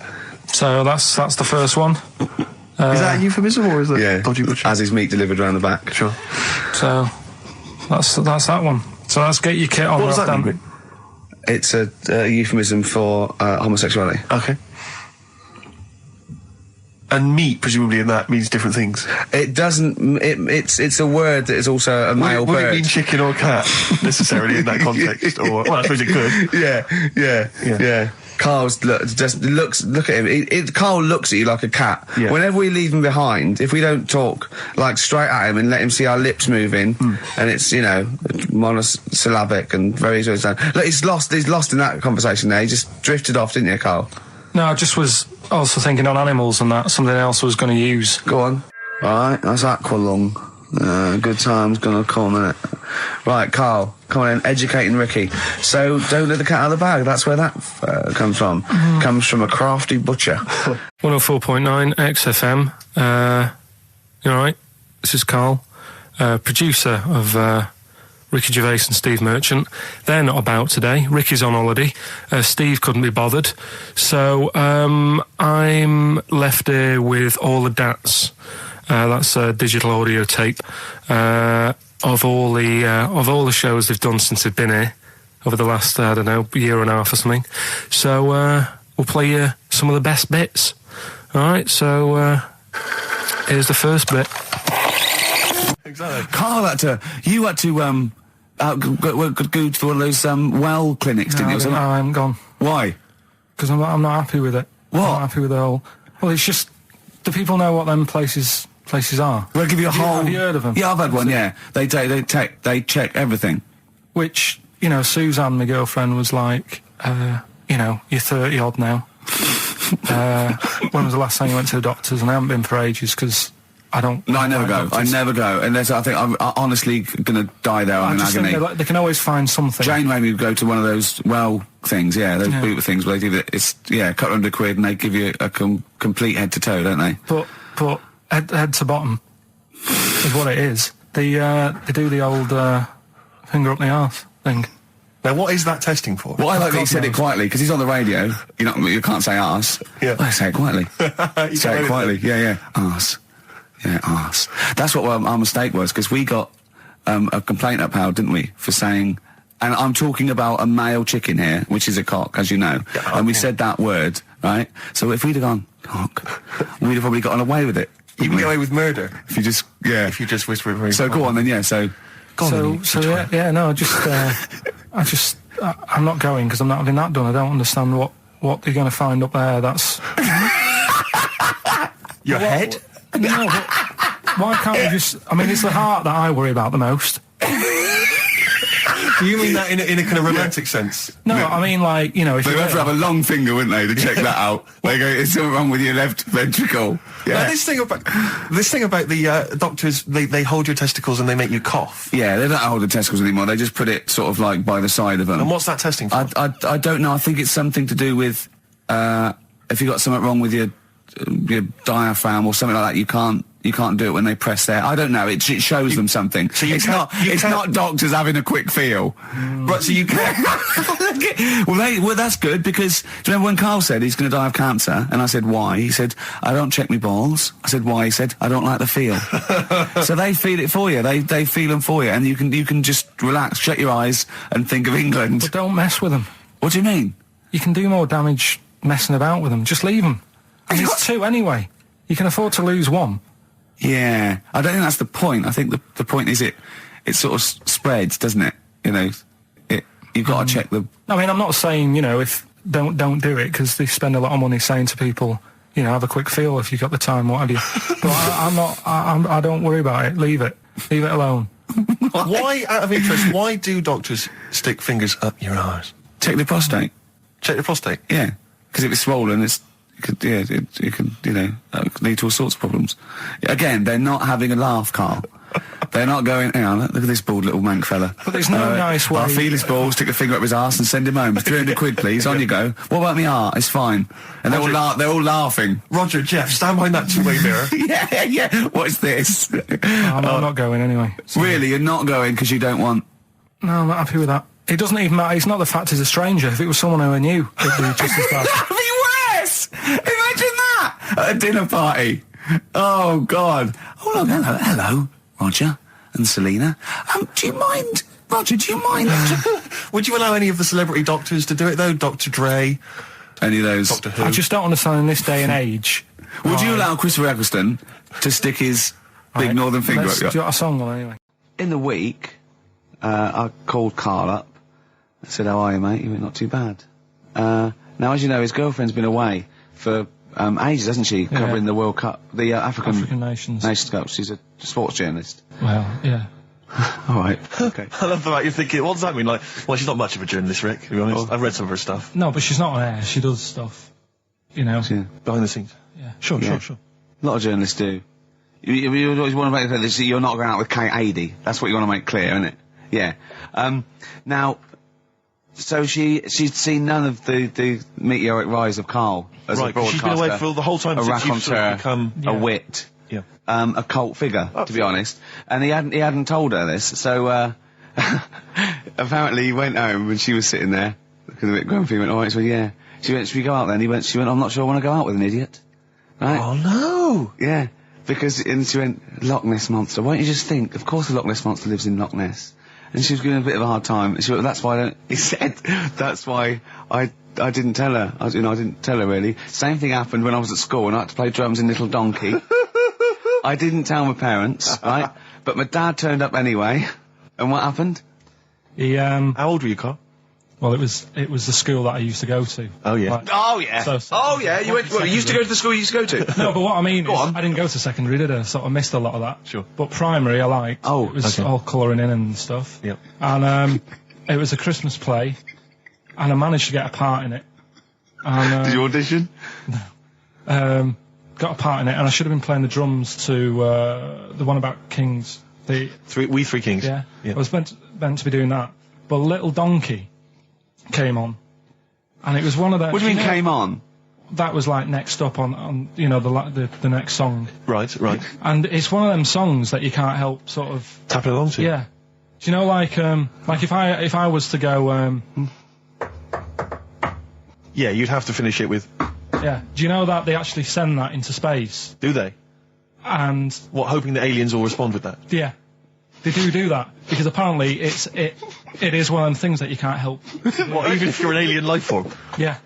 They know that, do they? Yeah. But anyway, what, because they watch Star Trek or something? Hello. Knock knock. Yeah. no, seriously. Is it true, like, if you send out knock knock into space, they have to say Oggy, oggy, oggy. Oh, that is great. Seriously. Oh, hold on, what's something out there? What's a little green fellow? That is great. Yeah, so anyway, that is Little Donkey is like one of them tunes that you can't, and I was there and he had the drumstick and I thought, oh god. The drumstick! I could feel myself. And anyway, just wanting to do it, yeah. I started going along and playing Little Donkey, which I wasn't meant to do. But it went down such a storm. What, were there people like parents and that dozing off, and then suddenly they heard your version of Little Donkey, and they thought, wait a minute, now it's really picking up. What do you mean? I'm glad we paid £1.50 for this. What do you mean it went down such a storm? I'm going, hold on, was it like when People have Ringo... lighters in the air. You know, like when Ringo joined the Beatles, now going, boo, Pete Best, but he went... Yeah, and I went, whoa! Oh, God. No, but the teacher just said, oh, it went down really well, you can do that again tonight. Right. When you're in it again. But anyway, so my dad was there, and you hadn't told him about this performance, so he just turned up off his own back. I never took the letters home and stuff to show my mum and dad, because it just put me off. So, anyway, he turned up, don't know why, he must have heard from someone else's dad. Yeah. He turned up, and he swore about me, which... Did he? I don't... Could you use a word that's allowed to be said? The word? Of course it is. Right. If you got a kid in the car or anything, you can turn it down now. Yeah. Right? But he said... there was a guy stood next to him with a camera, big video camera, filming it. And he said, yeah, film it, but try and avoid getting the twat in the hat in the shot. Because I had one of those porters, you know, the little round pork pie hats on. Right. This is so sad. What, was this a nativity play? It was about Jesus and stuff. Yeah, well, there was a porter there helping him with his bags. Of course there was, I forgot. I mean, Mary and Joseph, they got there. Yeah, because it was the hope, you know, because the inn was full. Yeah. But I think the porter doubled up with the inn and the stable. Right, that was nice. So he carry bags over, yeah. Yeah, no, so yeah. You're right, though. I don't know why I was wearing one of them. But I was. And your father said that? And how did you know your father said that? Did you hear it? About it later. Oh, he told you about it later? Yeah, I was talking about stuff I'd done at school, and he said, oh, God, remember that. And I spoke to him the other day about it. Right. And, yeah. Oh, God. So that was the end of your sort of drumming career, really? Because it could have been, I mean, you know, the audience loved it the night before. Yeah. You could have, like, been, who knows, a whole new world for you. Yeah. Have you done any stuff? I've never drummed. I wish I had, man. That's a movie story, but... Is that, and that's why you don't tell, your mum and dad don't know you on the radio, do they? I think when they were down the other weekend, they had to come in here, I just said, I'll just go in and press the buttons. Because they could listen on Sky Digital, couldn't they? They could do. But you wouldn't want that, would you? I don't want that. No. Play a record, and I want to talk to you again a little bit about this later. Yeah. Right. I mean, I'm a little bit concerned about your toilet discussion. What exactly is your point again? I was just a bit bemused. You see, it's a tricky one. All I'm saying is, right, there I was at the pub quiz, I go to the toilet, not thinking about anything, I try to go, right, there's a little gay fella next to me. I love this little gay fella. Now, the weird thing is, there's nothing stopping him having a little glance, right, because he's allowed in the fella's toilet. Yeah. Now, I'm not allowed to go into the woman's toilet and have a little look round. Right. So all I'm saying is, should they have another toilet area? What, for gay people? Yeah. And so this would be gay men and lesbians? Is that going to complicate things? Well, I mean, I can only assume. I mean, to what point? I'll ask you a question, right? If you're intimidated, that's a shame. But you know, most gay men aren't looking at your knob. You know that. What do you mean? I can only say that 99.9% of gay men who use a urinal standing next to what they assume is a heterosexual man aren't looking at his knob. And what are they doing then? They're emptying their bladder. No, but the thing is, I can't talk politics, Carl. You're saying, like, you know, about would you have one toilet for lesbian women and gay fellas, right? What does that mean? Would it be mixed? Would it just be? Would it have a man on one? That's heterosexual man. One little picture of a woman on the other, and then what? What would the little icon be? A man and a woman. A man and a woman. Just having a chat? Yeah. In pink and Doc Martens. But you couldn't mix them, because then what would happen is you'd get people who are going, oh, I'll play up to this a bit. What, pretend to be gay? And yeah, you know, sort of grow a moustache and shave their head. And pretend to be a lesbian. Right. Yeah. So I see. So you know, people pretending to be gay so they could go in and have a look at the lesbians. Yeah. Right. So that would mean that we need 4 cubicles now, would we? Yeah, no, this is fine. 4 cubicles. So every pub How now... many toilets do we need Every at the pub's moment? now got 4 toilets. Oh, Carl, bisexuals. Yeah. Now, interesting. Bisexuals. How many toilets do we need now? Call the council. Do you use any? Huh? No. No, because they're interested in everything, aren't they? Because the little bisexual fella will be looking at your knob. Right, with them, what you do, you just have a door, you open it, and there's one urinal there, so you can't get a queue. They have to sort of wait. I just thought that, well, why can't there just be a thing between the urinals so no one can look at anyone else's knob? Wait a minute. Just to go back to Ricky's point, what stops, even if we've got the toilet for gay men, what stops the gay men who want to have a look at your willy going in the regular toilet and pretending that they're straight? Most men don't Who's gonna police this? wear gay across their No, head. exactly. They don't have a tattoo. There's no branding yet in the British house where they have to declare. So we're going to have to expand this. What So we've do all you- got to carry identity Do you know cards. you can see a gay, can you? Coming a mile off. No? No, I'll just hold it in next time. No. Can you tell gay men? Do you know a gay man? I'd say probably if you did if you lined some people up and said point them out, I reckon I'd get. But hold on, we're not talking about people dressed in leather with the arse cut out and an handlebar moustache. Yeah. We're talking about the everyday, non-seen. Of course. Yeah, but I mean, suppose I put you in a room and there was 10 naked men, right? Yeah. And there's 5 gay men and 5 hetero. Could you walk along that line looking at those gay... Am I naked? No, you don't have to be naked. Why would you have to be naked? To catch them out. Play a record! How would you catch them out? No, don't go into it. Don't go into it. Play a record. You're listening to the best of, basically, Karl Pilkington. What should we do next? It's too much. do we need them out of the way? Do we need them out of the way? Yeah, just Let's explain it again. if you're new, I'm sort of on a bit of a mission to find out, we've got a lot of animals and insects in the world and stuff. Yeah. Do we need them all? It still amuses me. So we've found out we've got to keep jellyfish. We've done octopus. Just said we've got to keep them.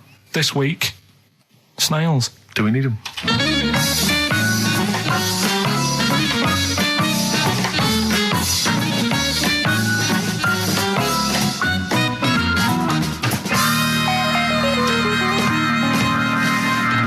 Just doing some research, right? I'm sort of working my way through different creatures and insects and stuff that's on the planet. Yeah. Right? And finding out if we need them or not. Right? Yeah. Do you know much about snails? Well, sea snails. Well, yeah. Snails in general. Don't know much about snails, land snails. I know a bit about sea snails, like whelks, top shells, that sort of thing. Would you say they're important? What sort of sense do you mean by important? Say if we had to sort of get rid of some animals and insects and that because we're running out of room. Right. Do you know what I mean? Because I'll tell you what I know about some snails. I don't know if this applies to sea snails as well. I mean, I called you today because a lot of other places are shut. Yeah. Right? So, I know they like to eat stamps, apparently. The glue on stamps. They love it, right? Right. Apparently a lot of letters and stuff aren't getting to where they're meant to be getting because snails are crawling into letterboxes and eating the stamps. That obviously doesn't apply to the sea ones, but that's a problem they're causing. All right. Were you aware of that? No, I didn't know that. Bet you're glad you answered the phone today. Right? They love beer. Beer, yeah, who doesn't? And also, I don't know if this is right, but I heard that they sleep for 13 years, or can do. Right, I wouldn't know if they can sleep for 13 years or not, but... I mean, sea snails are pretty important. Yeah, they do quite a good job in the sea. They graze on algae and they provide food for other animals. I mean, you can say that about any fish, or any animal. Why do they exist? Would you be upset if, someone said, we're getting rid of them? Oh, yeah. You would be. They're an animal, you know, I wouldn't... Forget being like favouritism and all that I get for them, right? There'll be other things knocking around you can sort of spend your time looking after. You'll still have a job. Don't be worrying about that. Because I'm not going to get rid of all the fish. Jellyfish need looking after, so you're safe. Yeah. But do we need them? Come on, there's loads of people saying, come on, we've got to move on through the animals, and you're holding them up saying, well, I want to keep them. Well, who's saying we need to... That just sounds a bit crazy to me. Just imagine. Do you know what I mean? And they would come to you because you work in an aquarium, so they'd be asking for your advice. Right. And you're slowing it down. Well, they asked my advice and I'm giving it to them, so, you know, that's what I think anyway. Yeah, but snails, you know, I mean, like I say, they drink beer and that, you know. What did they do apart from some food for a whelk? They were around, their descendants were around a lot longer than we have been. Yeah, they've been around a long time, but what have they done? Well, they've survived that long, so they must be doing something pretty good. Well, apparently they sleep for 13 years, so really, even though they've been around for ages... I think that sounds a bit... I don't think they sleep for 13 years. Not all of them, just the tired ones. So, snails, do we need them? Well, yeah, I just think they've got to, just as, you know, it's not for us to say, do we need them or not, we can't just... So you think we should keep them? Yeah, definitely.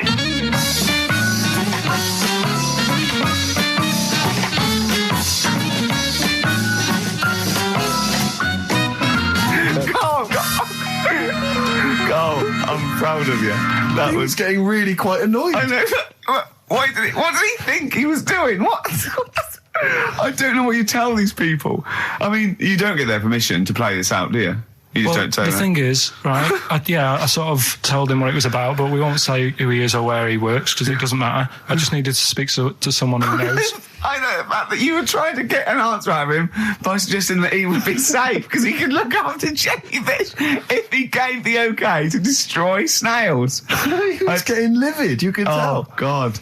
Brilliant. So you've been around a long time, but what have they done? That was great, Carl. Play a record. Well done. Bit of Amy Man. Oh, I'm obsessed with this song, Red Vines. It's brilliant. When we were talking to Carl in the week, the thing we're talking to Carl is that you come up with something that's sort of like quite innocent, and he goes, well, once, right? And you realise that it's comedy dynamite. Yeah. He doesn't know it, but we want to go save it. And he let out, you were filling in a form, weren't you? It was all like your girlfriend thinking you're a div. And it's happened before, isn't it? Because she came home and you'd filled out a form to get a job once, hadn't you? Yeah. What was that for? Granada Telly. And on it... Well, let Carl explain. Yeah. You see, this is what annoys me with job applications, because rather than just saying, do you want the job and what can you bring to this business? Yeah. Do you want the job is a good one. Because the thing is... That's sort of the one for the boys. No, listen, right? Because if they say no, I don't think they want the job. Yeah, but listen. Go on. I mean, I presume with what you do, you have to take people on and stuff. What, in a fight, you mean? You know what I mean? Yeah. And I think it's more important that you're willing to graft and put the hours in. Sure. Than say that, you know, you did well at school. Yes. Sure. Because if I wanted to, I could have done well at school. Of course. I just didn't want to. Yeah. So where's this going? So you had the application form. So when it came to the qualifications bit and that, I couldn't fill them in because I didn't have my qualifications. And it was also asking about your languages. And I put down English quite good. English quite good. And his girlfriend came over and seen the form that he'd sent off. This was a copy of it. Yeah. And so she went, oh, you know what I mean? So that's what started, you know, the disappointment. So they're going to get that and think that you're not English. I don't think I've got it. It was ages ago. Right. How long ago was it? Oh, well, it was when I was still in Manchester, so 5 years ago. I don't think you've got to know. I think There could be a long list. I mean, there's probably a lot of admin problems in that organisation, but they probably... But what I meant by it is that I can speak English, but I don't know all these long words that people use all the time. Yeah. Oh, God. Oh, can I just tell this quickly? In the week, I'm talking to you now, the listener. Usually I don't. Yeah. Carl said, about embarrassing him on air and that, and he's worried about his education, and he was worried about not knowing long words. Like, we come up with any long words.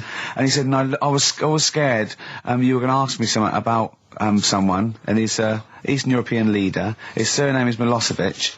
And Carl said, so I learnt it this week, and learnt it so you can't catch me out in case you start. I said, what? And he thought about it, and he went, Flobodan Milosevic. Got the surname right though, didn't I? So what's his name? Right? What's his name? That's how Bill and Ben would address this leader. How would they have said it? Flobberdam Milosevic. What's his name? Slobodan Milosevic. Yeah. Well done. Look at Gervais with me, Steve and Karl. Karl, why have you got a headache? You got a headache? Just a bit stressful because the moves on this week. Oh, you're moving house? Oh, by the way, the XFM listeners came round to my house and bought the futon and table. Did they? Well, they're happy with it. Quite normal. They were well happy. Yeah. Couldn't believe the luck with it. What do you mean quite normal? What do you mean quite normal? Well, it's always a bit scared, isn't it, getting people round. I imagine they were scared. Well, And were they excited to see you? Could they? I mean, they were, could you tell that they were pretty pleased to see you? no, I don't think so. I mean, You're Karl Pilkington. yeah, but the fellas sort of, I mean, they brought the whole family round, which was a bit odd. Well, it's not often they get the chance to visit a living creek.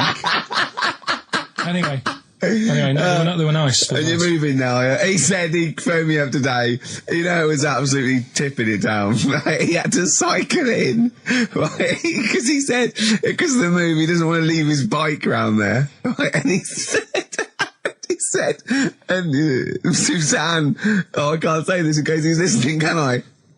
He won't know. He said Suzanne's hired the oldest removal man in London. You should hear him.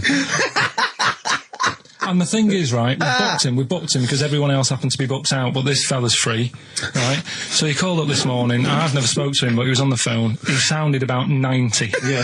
Carl thinks that he's going to have to do all the work. And the thing is, right, cheap. it seems to be All he cheap. wanted some Werther originals. Yeah. Right, listen, it seemed to be cheap because it's £50 an hour. But how long is it going to take him? Yeah. Oh, that's So, genius. When's the move on then? When's the? Oh, well, he's coming round. He came round today to bring some empty boxes, and he was struggling with them.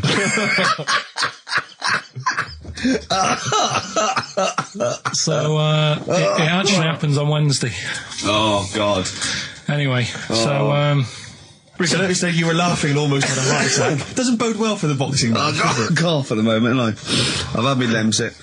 Oh, that was great. That was very, very funny. What indeed. a wonderful clip that was. I enjoyed Do you it. remember that? Yeah. Wow.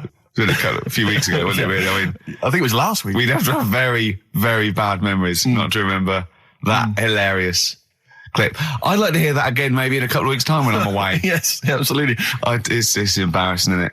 And we, but the good thing is, on telly, I feel a bit guilty about putting out shoddy rubbish because I'm getting paid an awful lot. Yes. But here, I don't give a They can bleep that.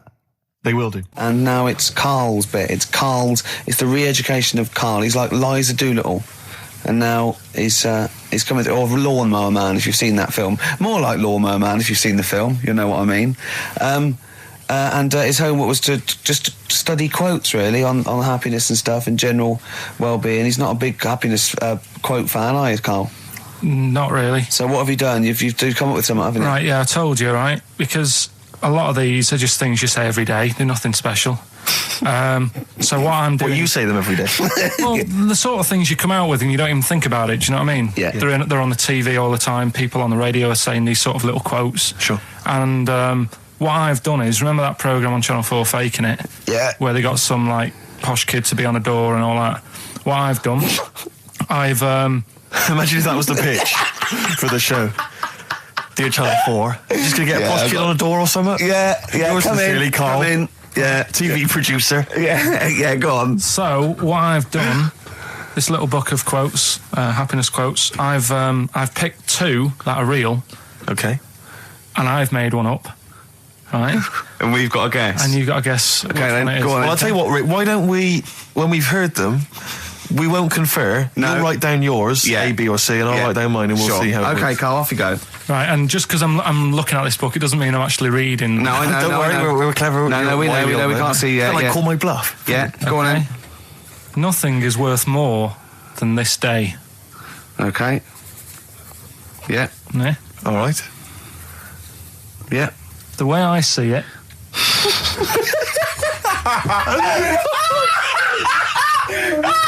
Oh God, my head's gonna burst. No, hang on. My head's gonna burst. No, Hang on. this might not be Carl's. Oh, it might not be. How do you know I haven't tweaked them a little bit? Yeah, good Okay, point. fair Good enough. point. No, good point. The way I see it, if you want the rainbow, you got to put up with the rain.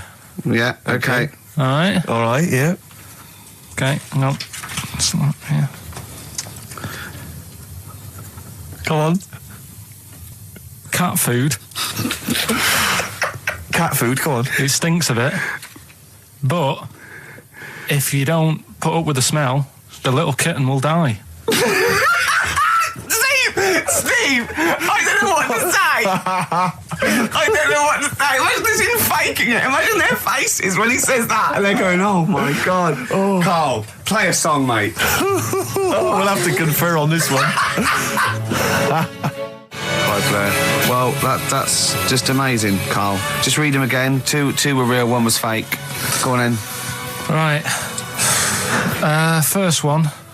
Nothing is worth more than this day. Excellent. Next one. What does that mean? Well, cherish now, cherish your time. Okay. Because you can't get it back, and Yeah, you know that's the way I saw it. Carpe diem, whatever it is, seize the day and all that. Okay.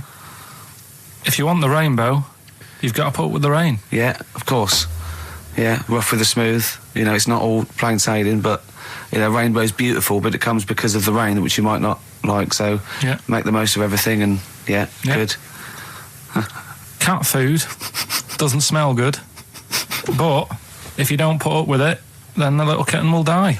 Right, now, Carl, that is a good effort. Now, that one's yours. I mean, obviously, right? Right. No, but it's a good effort, right? I mean, it slipped seamlessly into the others. Yeah. Don't think it didn't. No, but it's good. I mean, we knew it was that one. But what I will say is, it's good, but what you don't know, maybe subconsciously, is, I mean, it's very similar to the putting up with the rain and the rainbow. But that's good. Why do you think that? Well, What does mine mean? well, even though it smells bad, it's good for something. Right, So see, that's I didn't look at it like that. What do you look at? I kind of thought... Was yours more specifically about cat food, generally? Because you know, normally it's an analogy. Yeah, or a metaphor for something, you know, much bigger. Well, no, the way I I mean, looked at it- Dolly Parton, who I think did the rainbow rain thing, she wasn't specifically concerned about weather conditions. No. It was a sort of general idea. It's all about life. Yeah. Well, existence. that's what I've done. Go on, I've used an everyday thing Yeah. and put it with today's problems, right? Go on. So, like, my girlfriend, yeah, she might like to go shopping for clothes. I hate it, Right. but because I love her, I put up with it. Ah, that's nice. Yeah? Yeah. So, you love that little kitten. You can't stand the smell of the stuff you got to feed it. But because you love it, you go, well, you know, I'll put up with this just for a few minutes and then I can, like, squeeze its head later and give it a little... Sorry. Squeeze its little head. Yeah, well, that's just the thing that I do with cats. Put it in a bag and drown it in a lake. I can feed it and then I can throw it against the wall. Exactly. So you didn't see it like that, did you? No, that's very good. So it's about love, is it? It's about putting up with the bad things for something you love. Yeah. Well, that's nice. But that's very Carl, good. you seem now to be convinced and rather smug that you've tricked us and that you've fooled us and that we didn't understand it. Well, I say that's your fault, not ours. No, it's not, though. I mean, look, that man in Forrest Gump, he was a bit of a nutter. And he came up with the life is a box of chocolates thing. Yeah. Now, if that was in this book, you say, oh, yeah, brilliant, you know, good bit of work. But if he was sat here doing the show with you, Yeah. you'd be taking the mickey out of him. Sometimes I feel he is. No, but Carl, I could. In fact, if people are out there, we're too lazy. Could you write down everything Carl's ever said? Because I think we could publish that. Yeah. He said one today. He saw my salamander. It's not a euphemism. He saw my salamander, and it's just sitting there in the tank. Your exotic pet. Yeah, and he's worried about there not being a lid on. And he said, I went, what are we worried about? He said, wow. He said it sits there for 24 hours a day, obviously planning to get out. Well, he's got nothing else on its mind, and it's, the daft thing is, he has actually got the lid ripped up a little bit. And he'll be looking up there, and it's going to get out. But what's the worst that could happen? What's it thinking? What do you think it's thinking, this salamander? It's got its eye on the DVD player. I can have Ian be down the market. Well, it's like those people who, those cab drivers that you'll meet at sort of 3 a.m. who've just got a car and just went out with a car. Yeah. And just, I'll pick people up and charge them. Yeah. I got in one once. I said to him, a guy just pulled up. I said, he said, I was in like East London. I'm going back to North London. I said, yeah, going to Swiss Cottage. He went, sure, hop in. We set off. He went, do you know the way? I said, well, not really, no. I thought you'd know the way. You're in a cabbie, aren't you? He went, no, don't really know the way there. I said, have you got an A to Z? He went, no. I thought, well, if you're going to go out just on the, just winging it as a cab driver, two things, take a map and a torch. He didn't have either. He said, well, I'll probably get to Camden. I said, well, I'll direct you from there. Drove on for about 5 minutes, making conversation. About 5 minutes later, he went, do you know the way to Camden? I thought you knew the way to Camden. I don't really know the way. I thought I did. Oh. It was lewd. I mean, let me out. £4. Exactly. And that's, I don't know who's got that sort of time on their hands that they just think it's 3 a.m. I'm at a loose end. I think I'll go out doing a bit of cabbing. Wow. Yeah. Because your dad was a cabbie, wasn't he? Yeah, he was, yeah. Couldn't stand it, but it's good money. He was he wasn't like a chancer, though. What was he doing when he put that little Forrest Gump in a wheelie bin? That was part of the cab company thing. They had to do like a charity event once a year, and he did it 1 year. Never asked him again. Tell us the story again. I'd rather not, because we got a few sort of complaints about it. Why? Why did you get complaints about it? Because he put a kid in a bin, and it's not the thing to do. So, but we could use it as a sort of sobering lesson for people. Yeah, tell it like a, you shouldn't do it. Nah, yeah, but that's how I did it last time. But people still didn't like it. All the stuff I tell you, we don't take the mickey out of people on purpose. No. It's real life, innit? And that goes on in life. Yeah. My dad was saying that in hospital, though. Do you know I was in hospital? Yeah. He did some jokes about old people and that. And he said, at the end of the day, if something makes you laugh, it's funny. And if it makes you laugh, you can't help laughing, can you? Do you know what I mean? So, what are you meant to do? And laughing's good for you. Yeah. So... But being laughed at isn't as good for you, is it? No, but there's probably more people laughing at one person. So if you balance it out, there's only one person who's upset and there's a bunch of people laughing. So it's That's genius. Give me an example of that. Give me an example. Well, for instance, Karl Pilkington as he talks and the people listening. Yeah. No, give me an example of I can't because, again, that's what I'm saying. I can't tell you the story because there might be someone out there who... This person might even be listening and think, I forgot about that and you brought it all back to me. So I'd prefer to leave it, but I think people know... Why did he put him in the bin in the first place? Because he was getting out of hand. What was he doing, though? You see, I can't explain. You can, don't be silly. I prefer to leave it, honestly. What was he doing? Was he annoying him? He was annoying my dad and the other people in the cab. Right. And he thought, how can I deal with this before it gets too out of hand? Yeah. He pulled over and put the lad in a wheelie bin. I'm going to embarrass. So we'll leave that. I remember I was on I don't know if this is all right to talk about. I mean, it happened, so, not worried It's all right to talk about. Everything's all right to talk about. But I was on the train, right, coming from Manchester back to London, right? Yeah. And got on it. It was like a Friday night. And it was heaving, like the last train is and all that. And absolutely chocker, right? Yeah. So I'm walking through the carriages, thinking, is he in his seats anyway? Anyway, everyone's like, it's heaving, right? It's people stood up in the doorways, you can't get in the toilet and all that. There's not going to be any chair knocking about. So walking through, and anyway, I see this one empty chair sort of in front of me, right? I think, why ain't anyone sat there, right? I'll just rush to that, get myself a seat, plonk myself down, right? And sort of turn round, see who I'm facing, see who you're sort of having a chat with. Little fella there, right? Little, Down syndrome kid, right? Sat there, and he goes, all right. And I thought, right, not bad, but do you know what I mean? They're always talking, aren't they? They ask a lot of questions, right? So I was like, here we go, 2.5 hours, and I couldn't get up because the thing is, that's obvious, Sure. right? So that's like mean. I'd never want to be mean. Do you know what I mean? No. At the end of the day. So anyway, I think I'll go to sleep. Clever. Right, so I shut my eyes and he leaves me alone and that. So then my phone goes and I think, right, what do I do? Do I ignore it? Or do I open my eyes and see what it is? Anyway, I open my eyes, it's Ricky calling about something. About nothing, probably, actually, thinking about it. It wasn't even worth answering, right? So anyway, but I'm awake now, aren't I? So he's like, hello? And I'm like, all right, mate. And he says, you're muscly. You're right.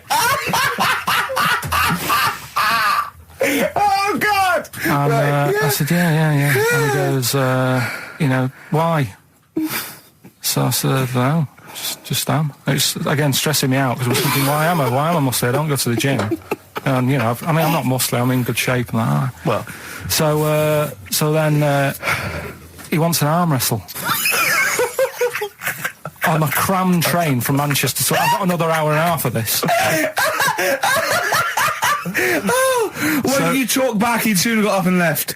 If you'd have started asking him questions, he'd have got up and left with the drivel you come out with. So anyway, do you know when you're under pressure, you're thinking, well, he's said that I'm muscly. Right, so do I do it or not? And there's people watching, not joining in, not sort of having a laugh and that with me, just like watching but pretending they're not. Oh, and I'm God. at one of those table seats, and he kept saying, come on, I want to arm wrestle. So, and he was getting loud, and I thought, I best just start an arm wrestle. What do you mean? I best just have an arm wrestle? Well, what do you mean? Get it over and done with. I had to... if he's going to keep asking, I had another hour and a half on the train. Oh, God.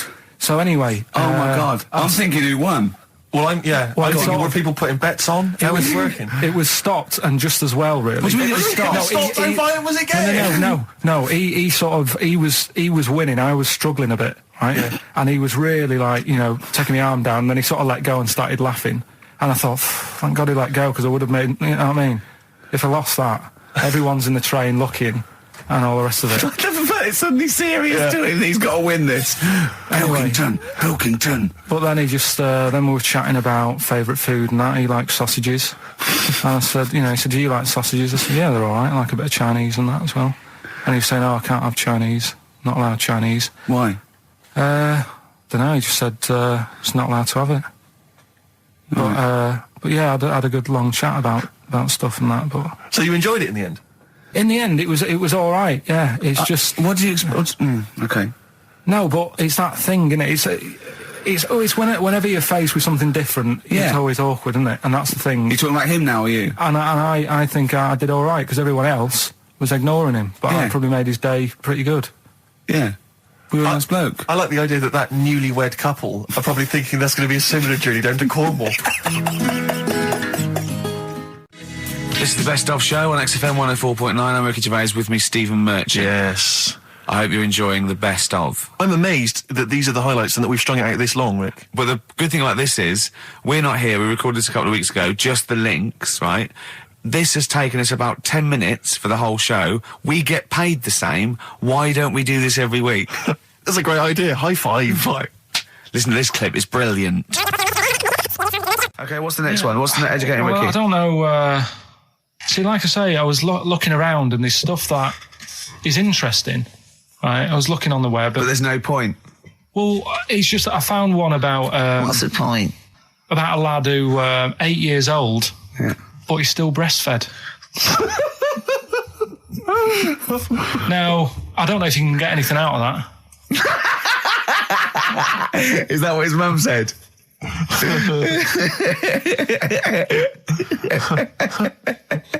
what do you mean, I don't know if I can get anything out of that? You don't need to. No, it's just that, Where did you read that? That was on the internet. Oh, well, yeah. You're always unspecific when you mention it. It's just it was on the internet. Well, I'm trying to think what I put in. I think I put in Y to see if I'd confuse a computer. And then, go! You are... No, honestly. I did a search, put in why, and he came up with funny things that, like, why is this person doing that? Why is that? And it had a picture of this 8-year-old lad, sort of, on his mum's nipple.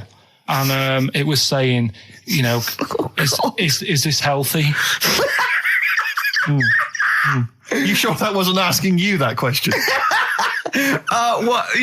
I put in why? Just to confuse the computer. Like, we go, what do you mean? Yeah. Stop it. Yeah. Oh, look, last week, I was walking home with him, and I went, he was saying something stupid, and I went, I've got a competition for next week. Let's do a phone-in, and it's called Karl Pilkington, Genius or Fool. Yeah. Right? And he went, No. I went, why not? He went, well, it'd be confusing, because they say there's no difference between genius and being a fool. They do though, don't they? No, but it's rubbish, and people say there's a fine line between madness and genius, and you know, it's a ridiculous soundbite. They don't say there's a fine line between a genius and an idiot. Well, the people who do are idiots. yeah. So what would you do there, though, just to sort of wrap that little thing up? What would you do? That lad loves his mum's milk. What are you asking me to come up with? No, I'm just a title for the story. No. It's just what would you do? Right. What do you mean? What would I do? Well, it's causing a bit of a problem in the area. Right. What area? In America, I think it was. Oh, America are a problem, are they? George Bush is worried about this kid who's breastfeeding at 8. Imagine it like this, right? Right. No, so, Carl, what are you asking me about this spurious story you saw on the internet? I saw on the internet, there's an 8-year-old lad, he likes his mum's milk, and it's saying, is this right? Should it No, be it's going not. on? But what do you want Ricky to do about it? It's not his responsibility. yeah. No, but the little town that he lives in, they're all causing an uproar, right? Going, this isn't right. You know, I can't let my kid play out in case he's in the garden with his mum getting a bit hungry, right? So, what should they do? Because his mum's saying, well, he likes it. Yeah. And he, you know, what do you do? I don't know the laws. No, but I'm not asking you to sort out the laws. I'm just saying, if you lived in that neighbourhood, what would you say? If you went up to him and said, look, everyone's getting a bit fed up with this, look. I'd say, what would I do? What do you mean, what would I do? what are you asking me?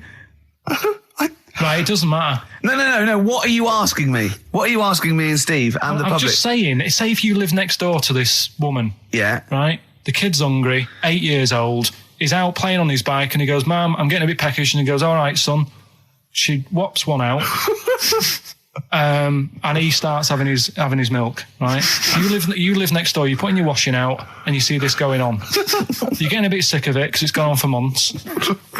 8 years, I assume. Why is it your business? Why are you such a nosy neighbour that you're concerned? What would you do, Carl? Let's turn it back on him. Yeah. What would you do? What's your solution? What would you do? Well, I thought I'd say, right, why are you doing this? And she'd say, because he likes it. And I go, all right then, put it in a bowl first. And you think that would sort that out? No, because I was thinking about the whole thing, right? And you do that when you're a baby and everything's all right, innit? Yeah. No one bats an eyelid at a little baby having a bit of milk from its mum's breast, right? Yeah. You'd almost say it was natural. But you grow out of it. It's like you don't see. It got me thinking about things you don't see. And you don't see. Did you put this into a computer? Show me things you don't see. What else don't you see? Well, you don't see like an old man having a Twix. You never. So what? You know the terrible thing about all this, Steve, is he's right. You don't see an old man eating a Twix. That's a terrible thing. So what they have got, right, they've made old man toffees, haven't they? They've come up with Gervais. Is that a song? Oh God! You don't see it. So they've got their Werthers, right? Yeah. So, look at him! You think he's giving a lecture at Oxford? It's not going anywhere. No, go on. Sorry, go on. I'm just saying. Right. You grow out of things. Yeah. And the old man, I'm sure when he was a kid, he'd have a Twix. Yeah. Now it doesn't look right, so he's having. It doesn't look right. So. Right. I don't think Werther's originals were specially designed for old people. I think they were sweets that just happened to have been made for years. That's why old people eat them. Yeah. They didn't go, hang on, there's a market here. I've noticed old people aren't eating Twixes. Quick, let's make some old man sweets. But the little advert, he gives it to his grandson as well, doesn't he? He goes, I have a Werther's original. I think it cuts though before he throws it back in his face and get me a Twix.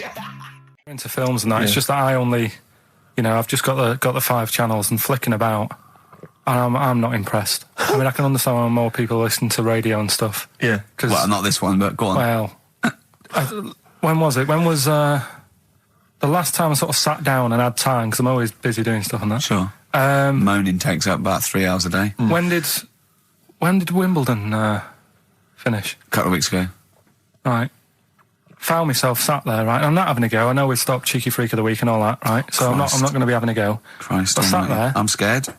No, I'm not having a go. You've always got to remember that. Go on, just get on with it. Get on with it. I'll apologise after. I'm just saying, watching Wimbledon, it wasn't, one of the major games. It was little fellas in a wheelchair having a game. Little fellas in a wheelchair. Right. But for me, I mean, you know, great. They're doing a sport and everything. Don't put it on the telly.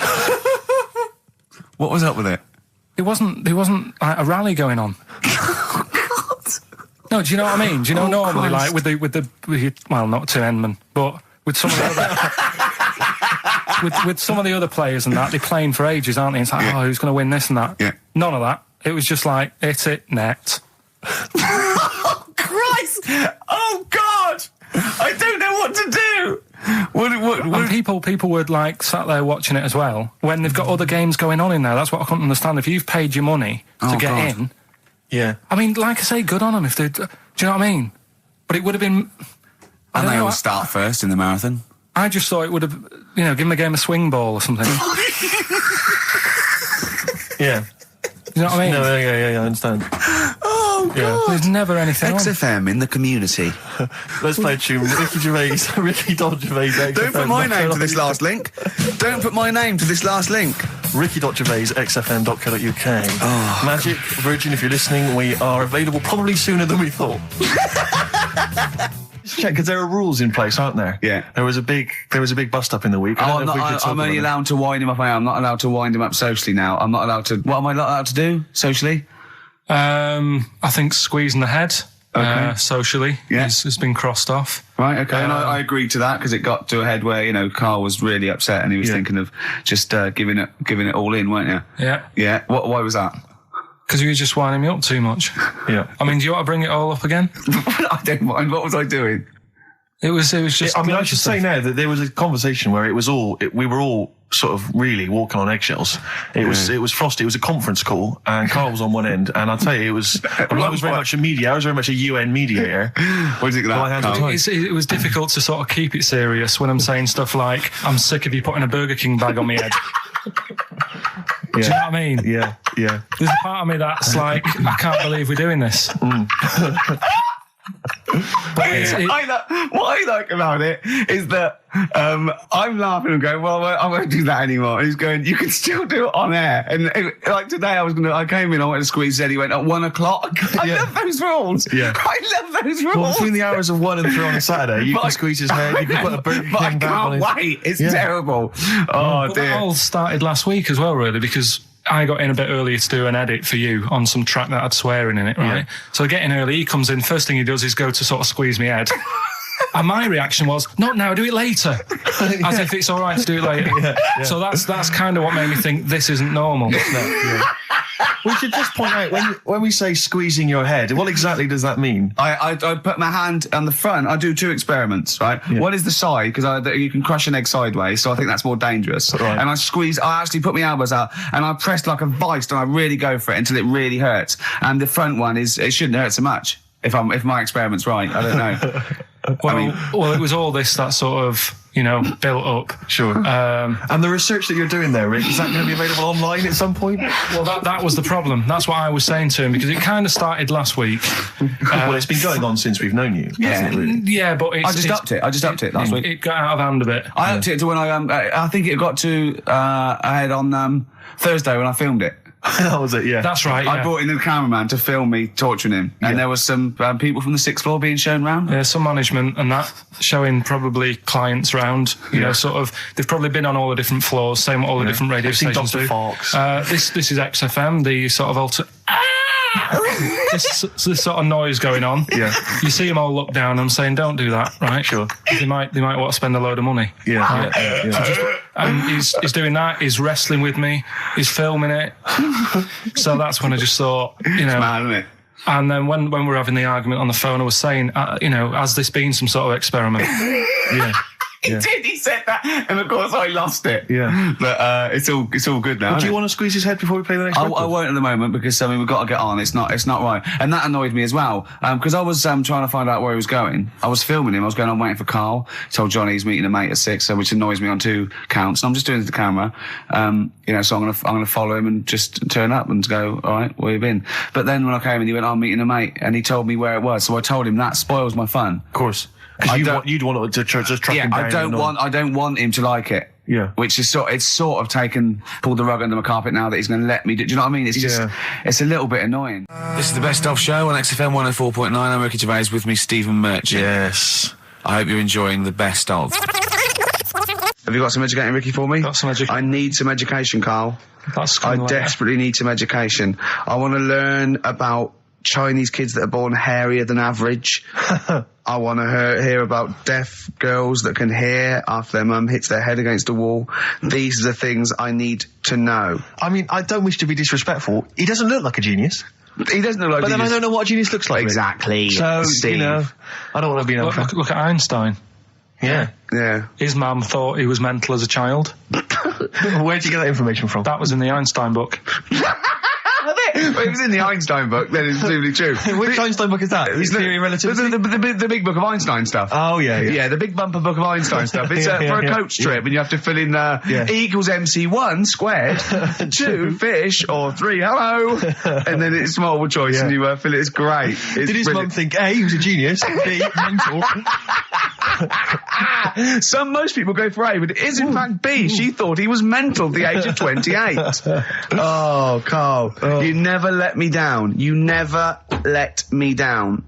So have you got Educating Ricky for me? We've got Educating Ricky coming up. We've got Rockbusters. We've got Rockbusters. Great as seen and talked about in Heat. In Heat magazine. It's got really tough this week now. We're not messing about anymore. Right. Got some good prizes. Absolutely, yeah, we'll talk about those later. Because, I mean, was it last week that you had the classic? Was it, I can't remember, I'm paraphrasing, Carl, apologies. Something like, I'm here in Texas, I've fallen in a puddle, and my knee has got wet. Yeah. Whitney Houston. Yeah. And also, it was last week when there was a little bit of confusion over the one for Holly Valance. Right? Of course.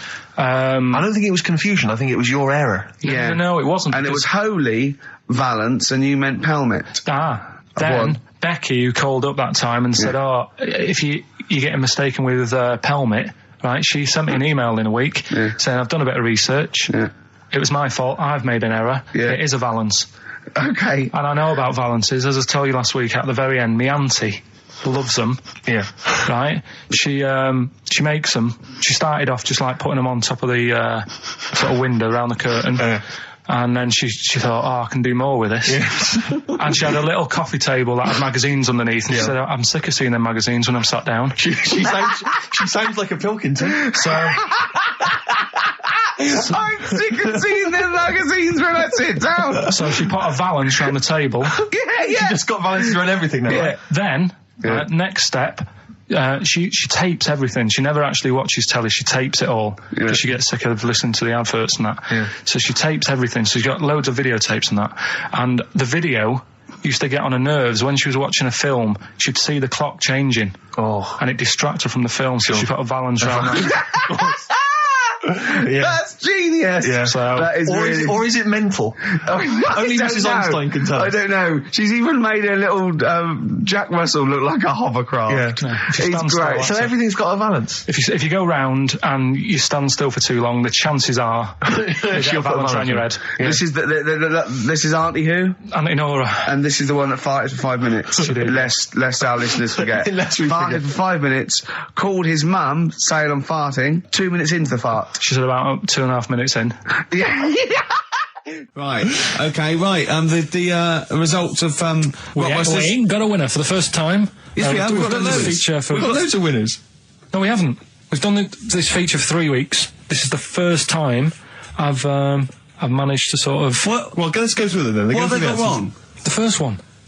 The first one. What was the first one? Well, hang on. Let's do them in reverse order for a second. So what's the last one?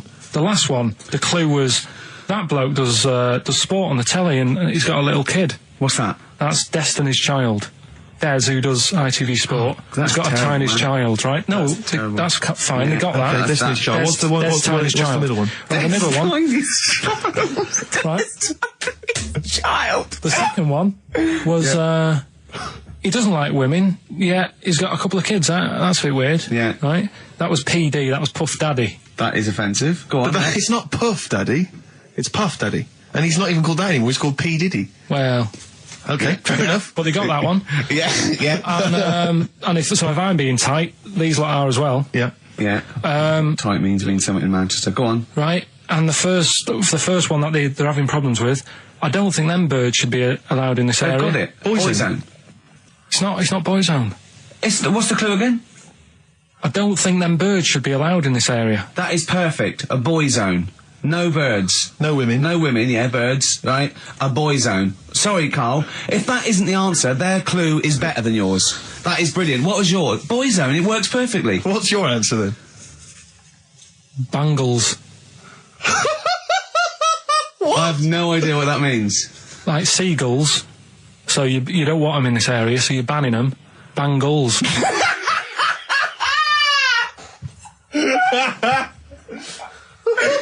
Oh! Well, give it to boy zone, because boy zone's better. Don't use birds being loud in this area, it's a boy zone. I think we should have a rollover.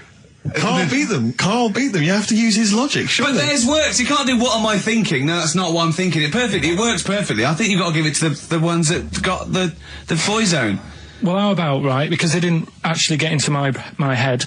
And my way of thinking, heaven right? forbid. How about we just keep back the David Attenborough, and they can have, I'll chuck in the Hellraiser, right? Okay. And Blondie album and the Madness one. Yeah, okay, pick a winner at random. Pick a winner, Steve. I'm going to give it to Paul Sloman, who got those answers, and he also says, P.S. Carl, you're a moron.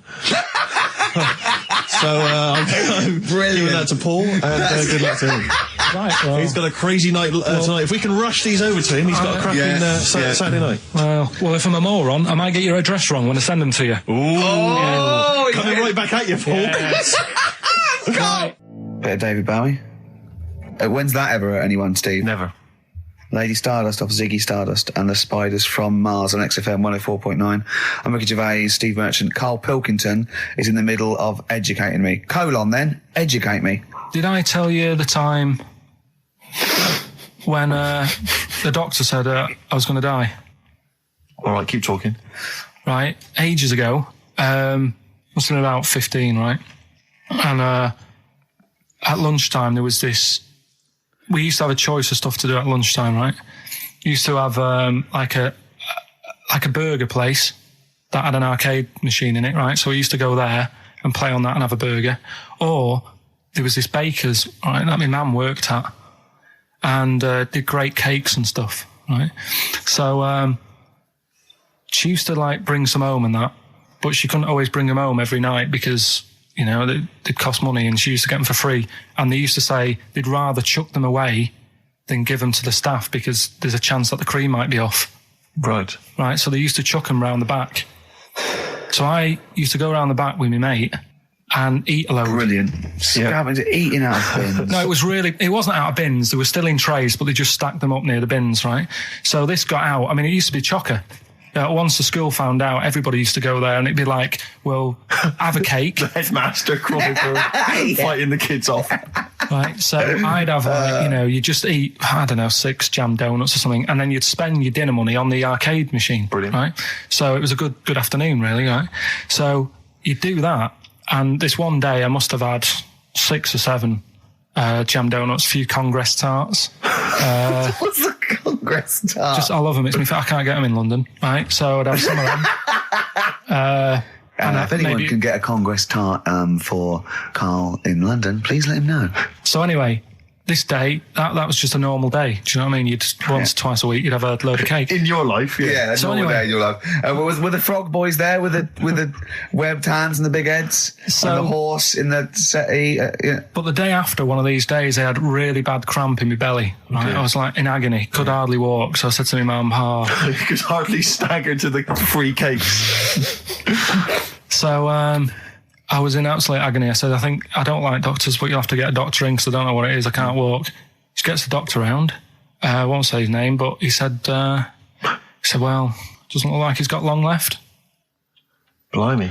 So I was a bit like, hang on a minute, I've only had a few cream donuts. Yeah. My mum was panicking. Sure. He went. My dad came in from work. She said, something's really bad with Carl. I think it's serious. You know, the doctor said he ain't got long left. So he said, what? He said that and just left. So she said, yeah. He said, I'll have to call him then. So he called him up, said, what's all this about? You know, Carl hasn't got long left. How long's he got? So he goes, I was only messing. It's just had some bad cream. Can you believe that? Well, the thing is, I like the fact your mum didn't ask any questions. I know. She didn't go into detail. Can you explain more, Doctor? No, I got to show off. But she doesn't. I don't want to diss you or your family, but I imagine if I was there, I'd have known the doctor was joking. That's all I'm saying. I mean, I sound very arrogant there, but I imagine he went, what's he been doing? I had about 6 cream cones. Oh, right. Oh, wow. He hasn't got long to live then. I'll see you later. That's what I think the doctor did. Yeah. I just like the idea your mum just let him go. Yeah. Terrified, thinking, well, I'm not going to probe him. He's that's it then. Dad comes in. Hi, honey, I'm home. Anything happened? The doctor said Carl's going to die and then left. Did he? I'll call him. But anyway, that's why these sort of things fascinate me.